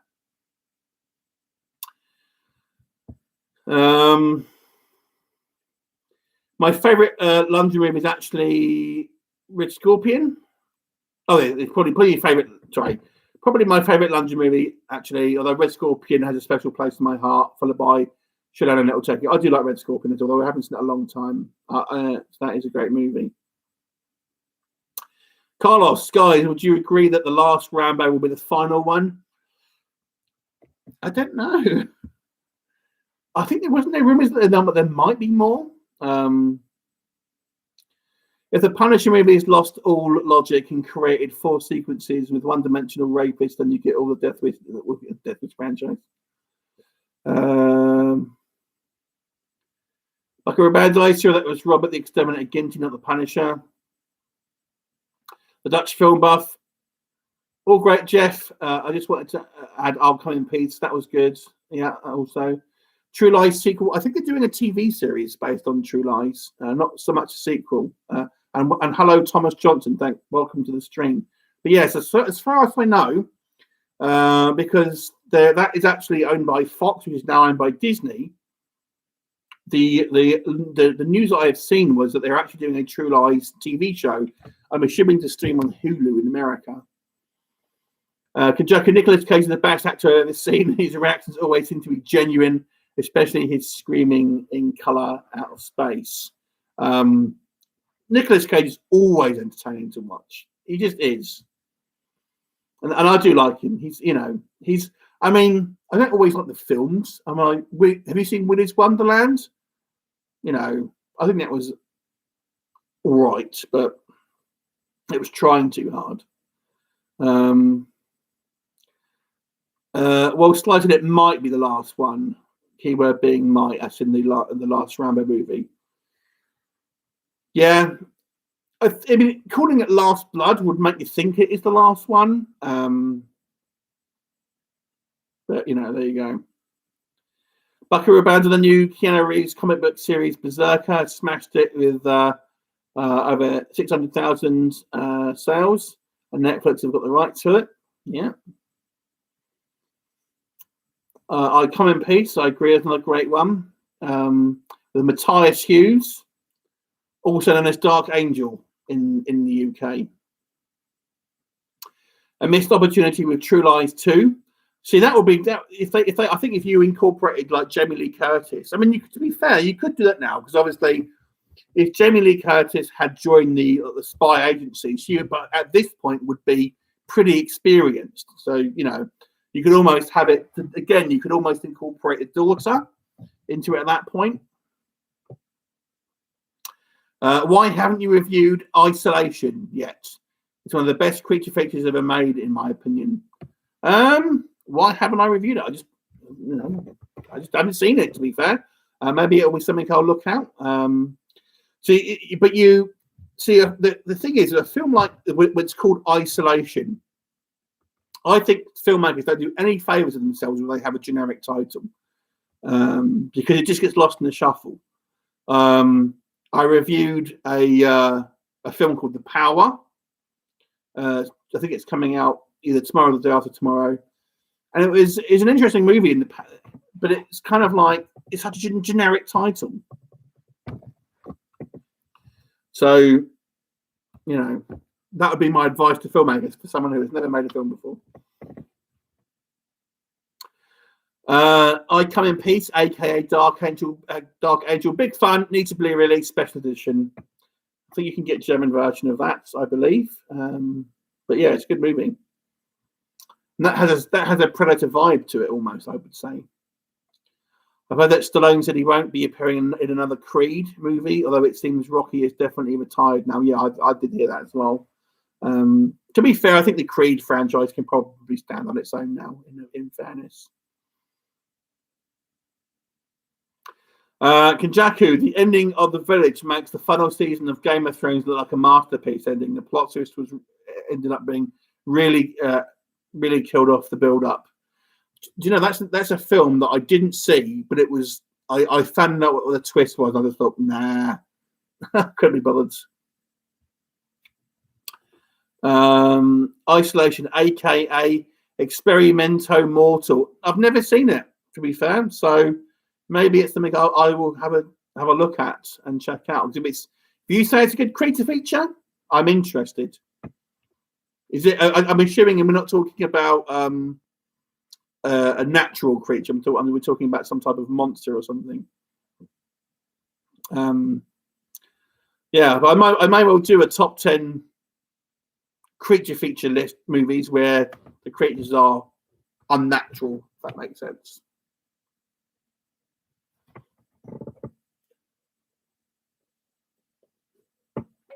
Does anyone collect laser discs? Paul, you strike me as the person who's got laser discs. Has anyone got any? I do not. I've never had a laser disc player. I've never bought a laser disc. Although I nearly did. I nearly bought one.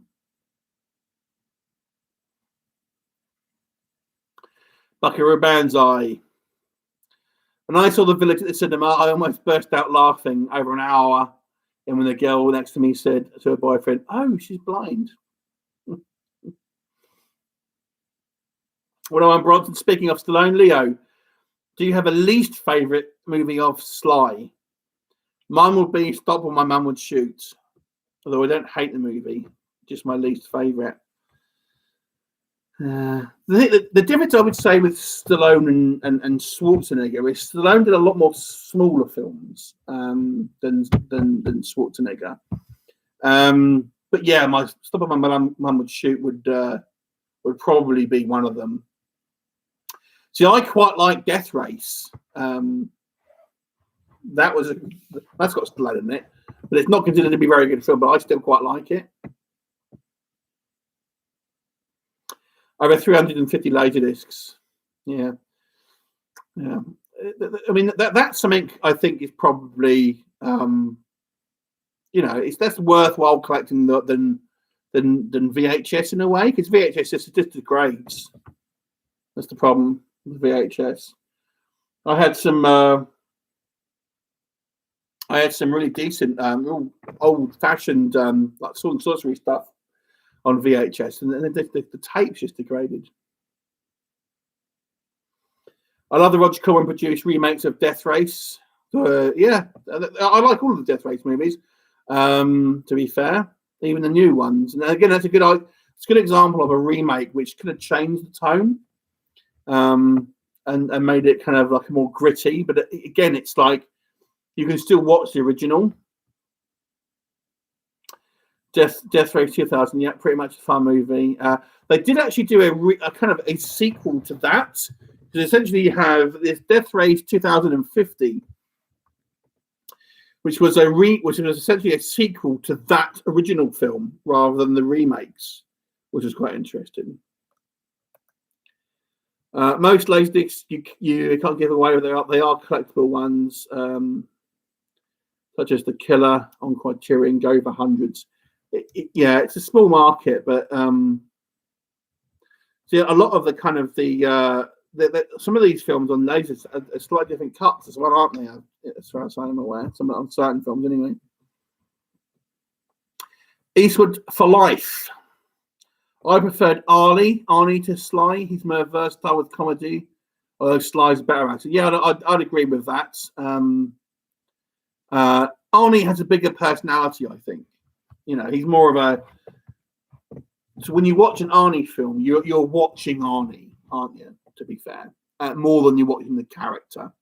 Whilst with Stallone, I think he kind of goes into the character a little bit more. But Arnie always maintains that he's still Arnie through the whole thing. He's always Arnold Schwarzenegger.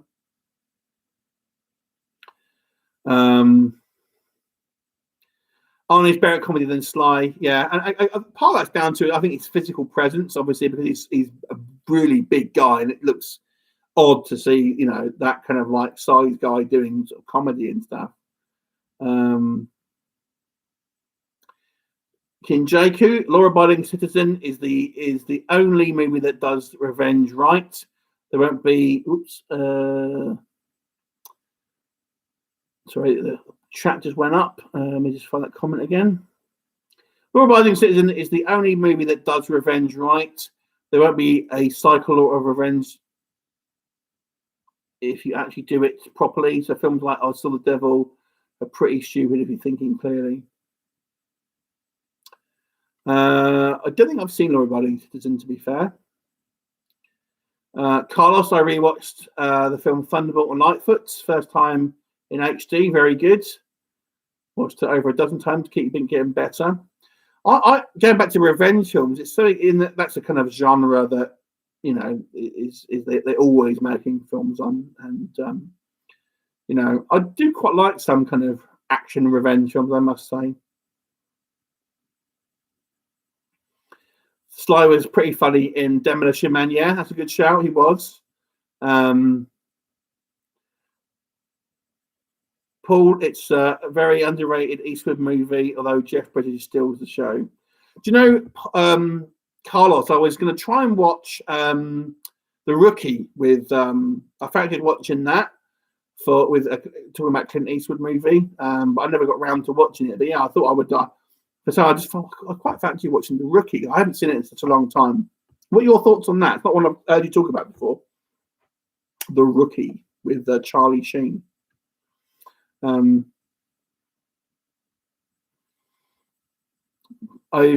Obviously, if you talk about revenge movies, one of Bronson, I'm assuming you're going to be a big fan of the Death Wish movies. I've got a German steelbook of Demolition Man. Quite pleased with it. No, it's a good movie, and that's a film I think worked in a vacuum. I don't think that. I'm glad that they haven't kind of done more and more of them.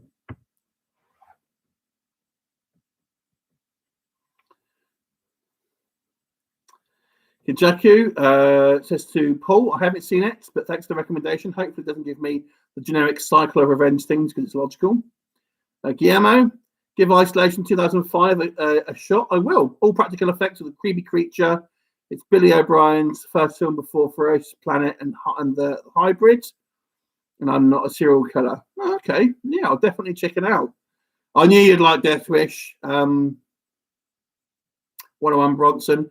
Did you say that you've seen Death Kiss, which was the kind of the Robert Bronzi sort of homage, shall we call it? I'm still waiting for The Gardener to come out with Robert Bronzi and Gary Daniels. Looking forward to that one. If you talk about revenge films, has anyone seen The Foreigner with Jackie Chan? That was a revenge film that I liked. Again, it's not a movie that I hear a lot of people talking about, but it was kind of a Jackie Chan plays like an older guy who I forget the reason for why. Maybe but he tries to kind of do it. He's a pacifist initially, but ends up obviously having to kind of fight. I think it's Pierce Brosnan is the bad guy in it, if I remember rightly. It's something to do with the IRA, but it's a good movie. Eastwood for life, and love The Rookie. After watching that in the cinema, I thought Charlie Sheen could have been one of the big actors if he hadn't self-destructed his personal life. Yeah, and he really did, didn't he? He hasn't. It's interesting that some actors like Robert Downey Jr. have kind of bounced back and have sort of, their career has gone back up, but someone like him hasn't done it. I don't know why.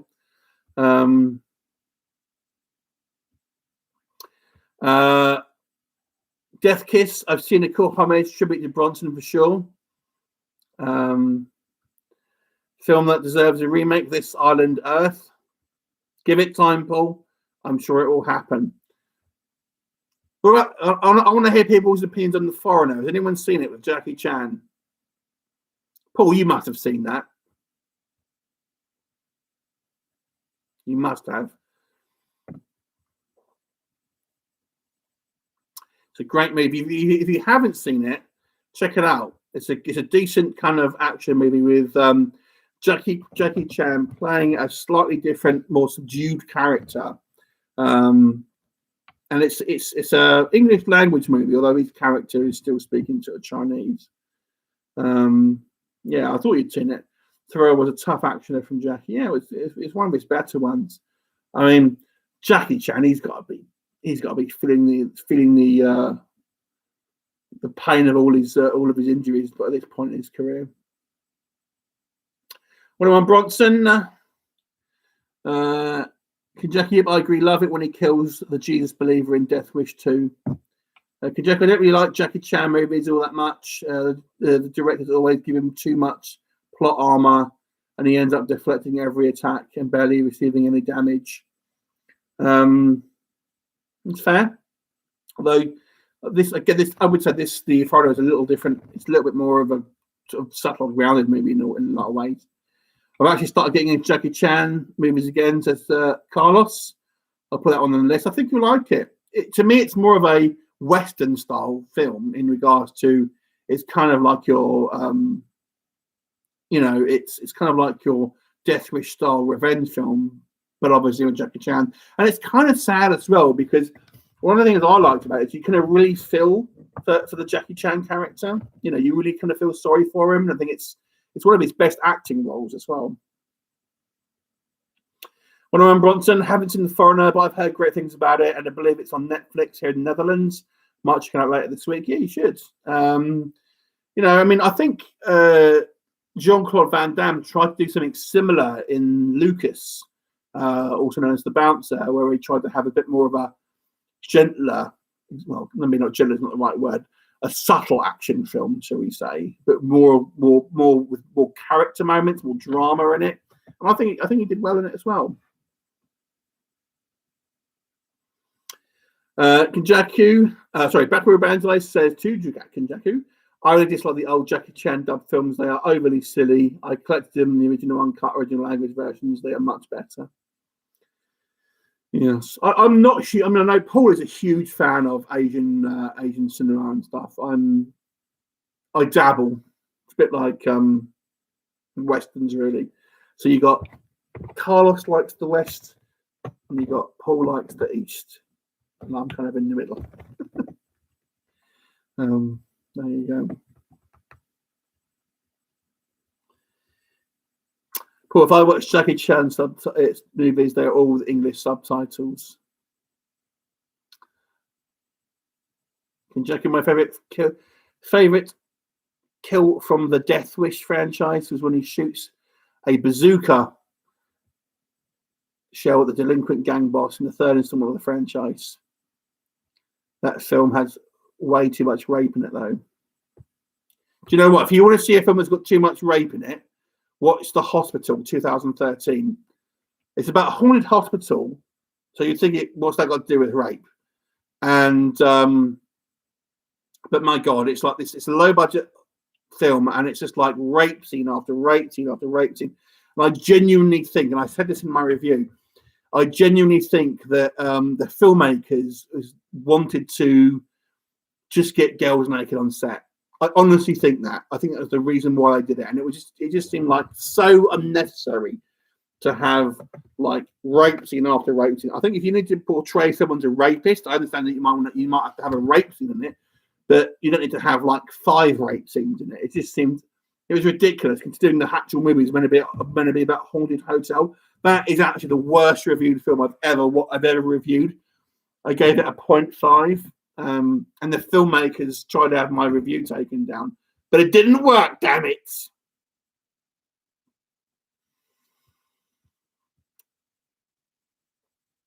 Right, Paul says, Leo, go watch the Takashi Miike's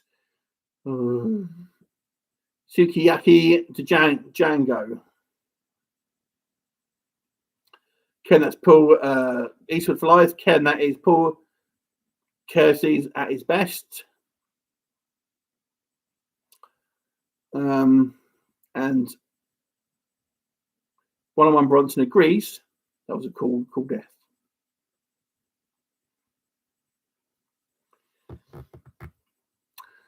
The Dutch film buff. That one is a weaker Mike, in my opinion. Go and watch Kazuku instead. Gozu. You lot are just deliberately saying foreign language movies or people that are making me trap up on bloody names, aren't you?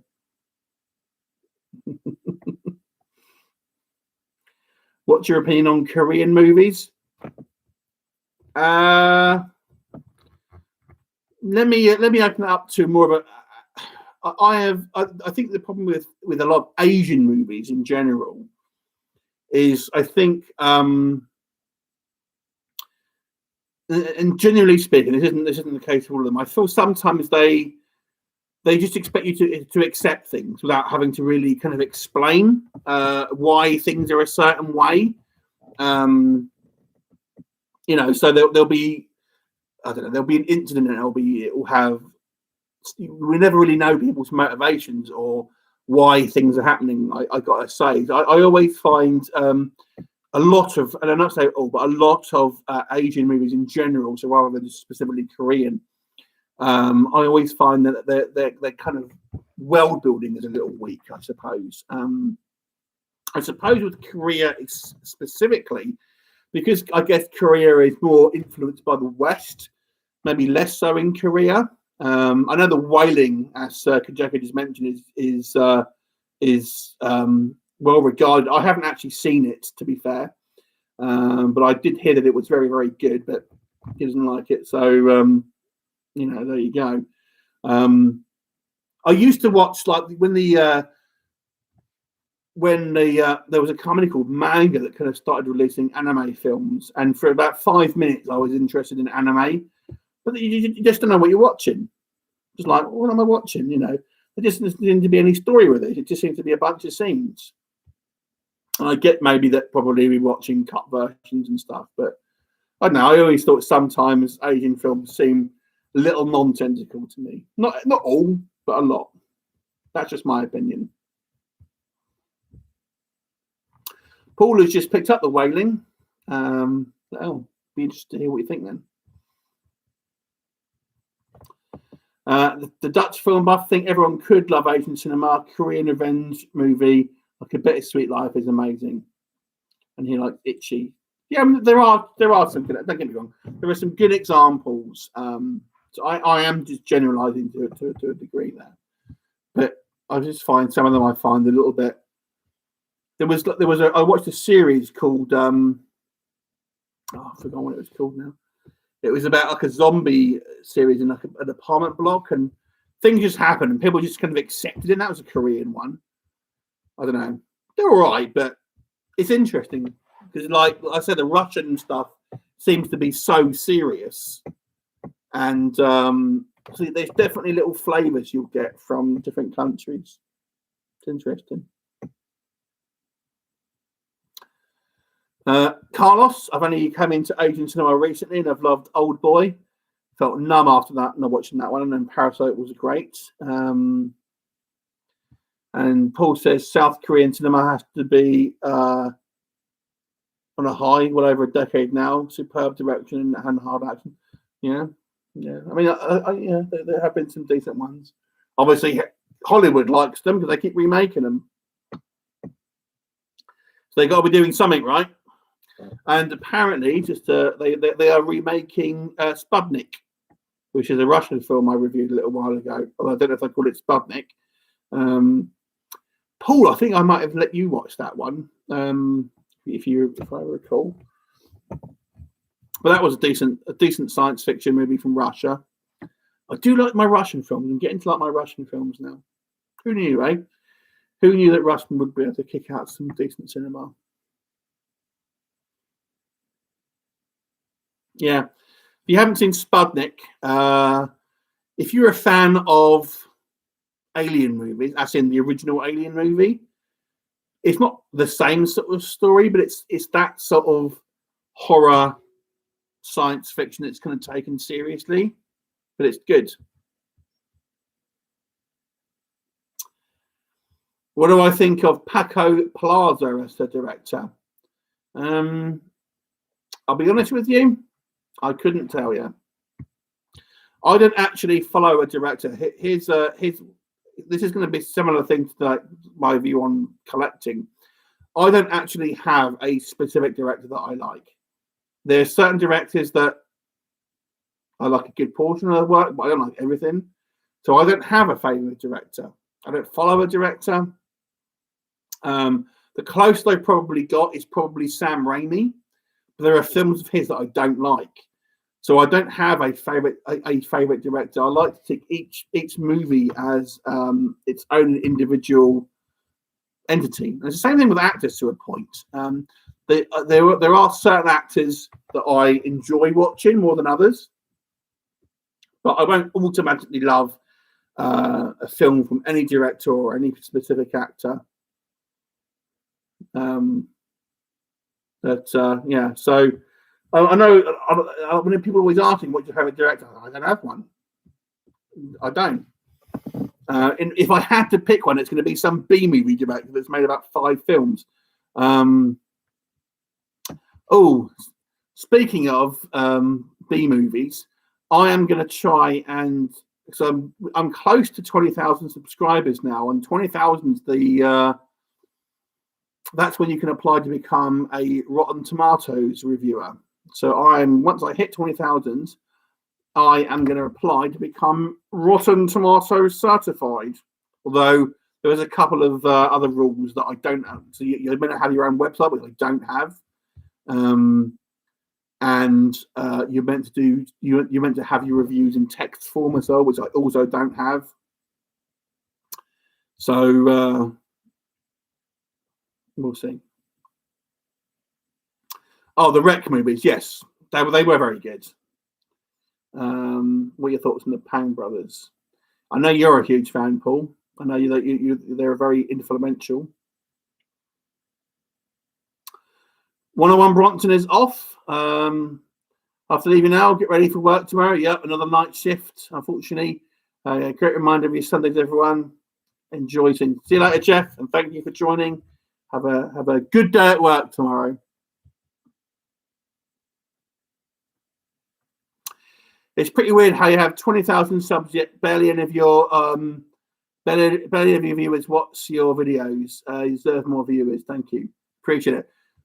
I do have a little bit of a problem in the fact that I have a warning on my channel, which means that my videos don't get recommended, which is a pain in the bloody ass.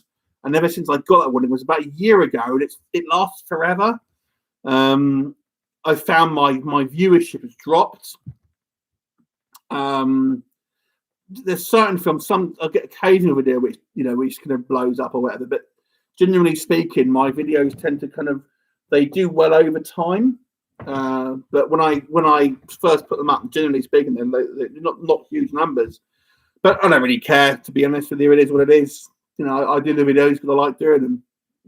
I don't really give a shit about how many people watch them, to be quite honest with you. But why I say about doing the Rotten Tomatoes thing is because very, very few B movies get reviewed on Rotten Tomatoes. So I would actually be reviewing films, that a lot of other people don't review. So it might actually get Rotten Tomatoes scores for some B movies, which would be quite fun. Dutch film buff, some are pretty good. I love the last original Bangkok Dangerous in those days. Jeff, good to chat with you. Let's go Dutch again. And have a nice shift, Jess, says the Dutch film buff. See you later, Jeff. Catch you later. At some point, I'm going to have to work out how to do live streams with multiple people, because that will be fun. I am massively not particularly techy, so I have no idea how to do that. This is the second live stream I've done. The first one was just a kind of like a off the cuff thing, but maybe as I work out I'll try and see if I can get multiple people chatting, so we can actually have an audio discussion rather than just me reading out comments. I'm sure looking at my face all the time is not something you all want to see. But to be honest with you, I will probably wrap it up in about 15 minutes, I would say, because I have to go to work as well. As I'm sure many of you do, it being a Monday. Well, Mondays are the worst. A conference call every Monday that lasts about 2 hours. It is rough. So, is anyone working tomorrow? I expect most of you are. I hate conference calls. Well, this is fun. This is a fun conference call. Talking about Russian horror films, The Bride 2017. Give that a shot as well. I have a feeling we reviewed that one, although it may not have been me. Let me check. I will have a look. That might have been Paul reviewed that, I want to say. I will have a look on my phone. Just give me a second. I know this is really exciting TV for you lots. Paul, did you review that one? Save you a bit of time. Review.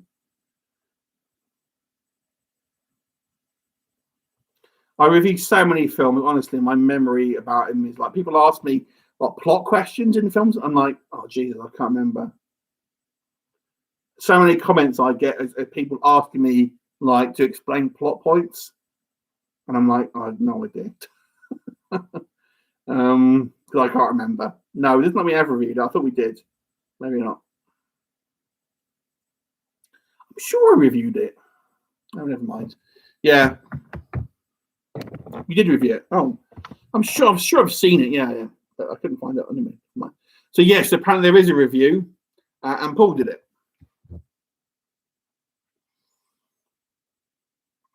The Vi is a highly recommended Russian film. Yes, that is a good film. I've seen the remake. Dutch film buff.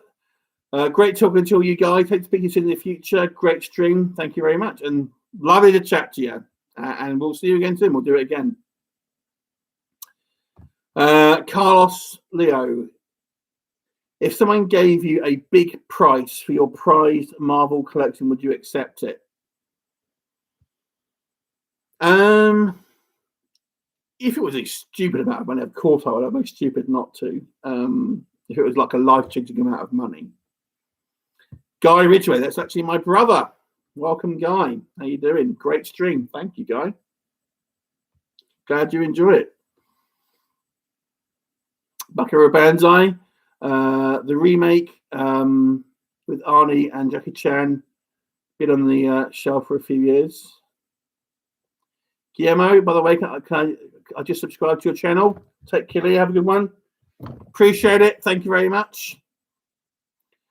Brother of Geek Legion are doing welcome. Yes, Guy is my brother. He's never been on the channel, I don't think. You may have seen him in one of my prank videos, but yes, I think, yeah, I did a Christmas prank video and he was on there briefly. What a guy. Yes, named after a gorilla. Sorry, Guy.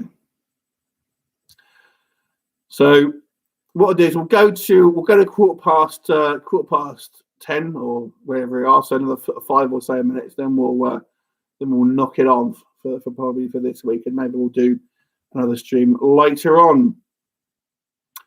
Any more questions about collecting or movies or anything like that? Are you related to Andrew from Wham? That's Ridgely, not Ridgeway. Sadly, no. I can't bank off that name. Although I'm totally doing so. Now, I going back to what Carlos asked me, I probably wouldn't sell my Marvel collection because it's something I've collected for years, and you know, I like it. But if someone said, "Oh, there's $100 grand," I think, yeah, okay. Will this be a regular thing, doing live streams? I would like it to be semi-regular. I don't know if I can commit to doing it regularly, I would like to have it where, as I said, where I can invite people on to actually have actual conversations, and I will try and do you know what? I'm going to remind myself about isolation now. I'm going to put it on IMDb, then I won't forget about it.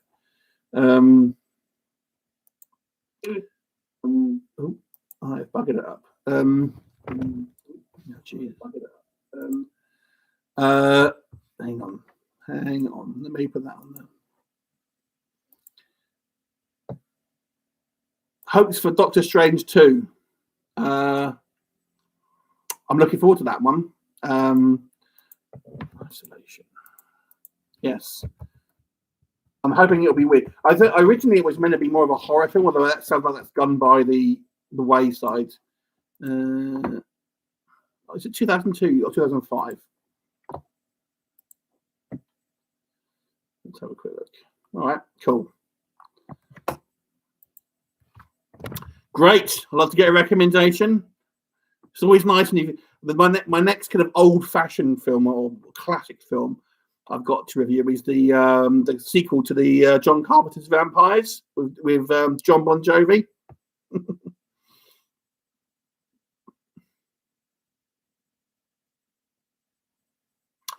Apparently, there is a small nod to Evil Dead, not an April 1st prank, as I first thought. I wouldn't be surprised. I mean, I've heard that Bruce Campbell's probably going to show up in it, which will be good. Yeah. Doctor Strange meets Ass. That'll be cool. I don't think it. I mean, it sounds like it's not going to be the horror thing that they originally said it was going to be. If it's to do with the multiverse, and apparently you've got Andrew Garfield and Tobey Maguire in it, playing their Spider-Man, and I've heard that what they're going to do is, and this is a rumor, they're going to cast the Avengers with alternate actors and people who were nearly cast in the role. So you'll have a scene where you'll see Tom Cruise as Iron Man, because Tom Cruise was originally a choice to pick for Iron Man. And there's going to be apparently a scene which has the Avengers, but with people who are nearly cast. So like Emily Blunt would be Black Widow because she was nearly cast as Black Widow. Tom Cruise would be, as I say, Iron Man. So that'll be cool if that happens. Again, it's just a rumor, but we'll see. Let me just see if my light changing. Do these colours make an effect to anyone? I bought a new ring light just for this, so I can do streams.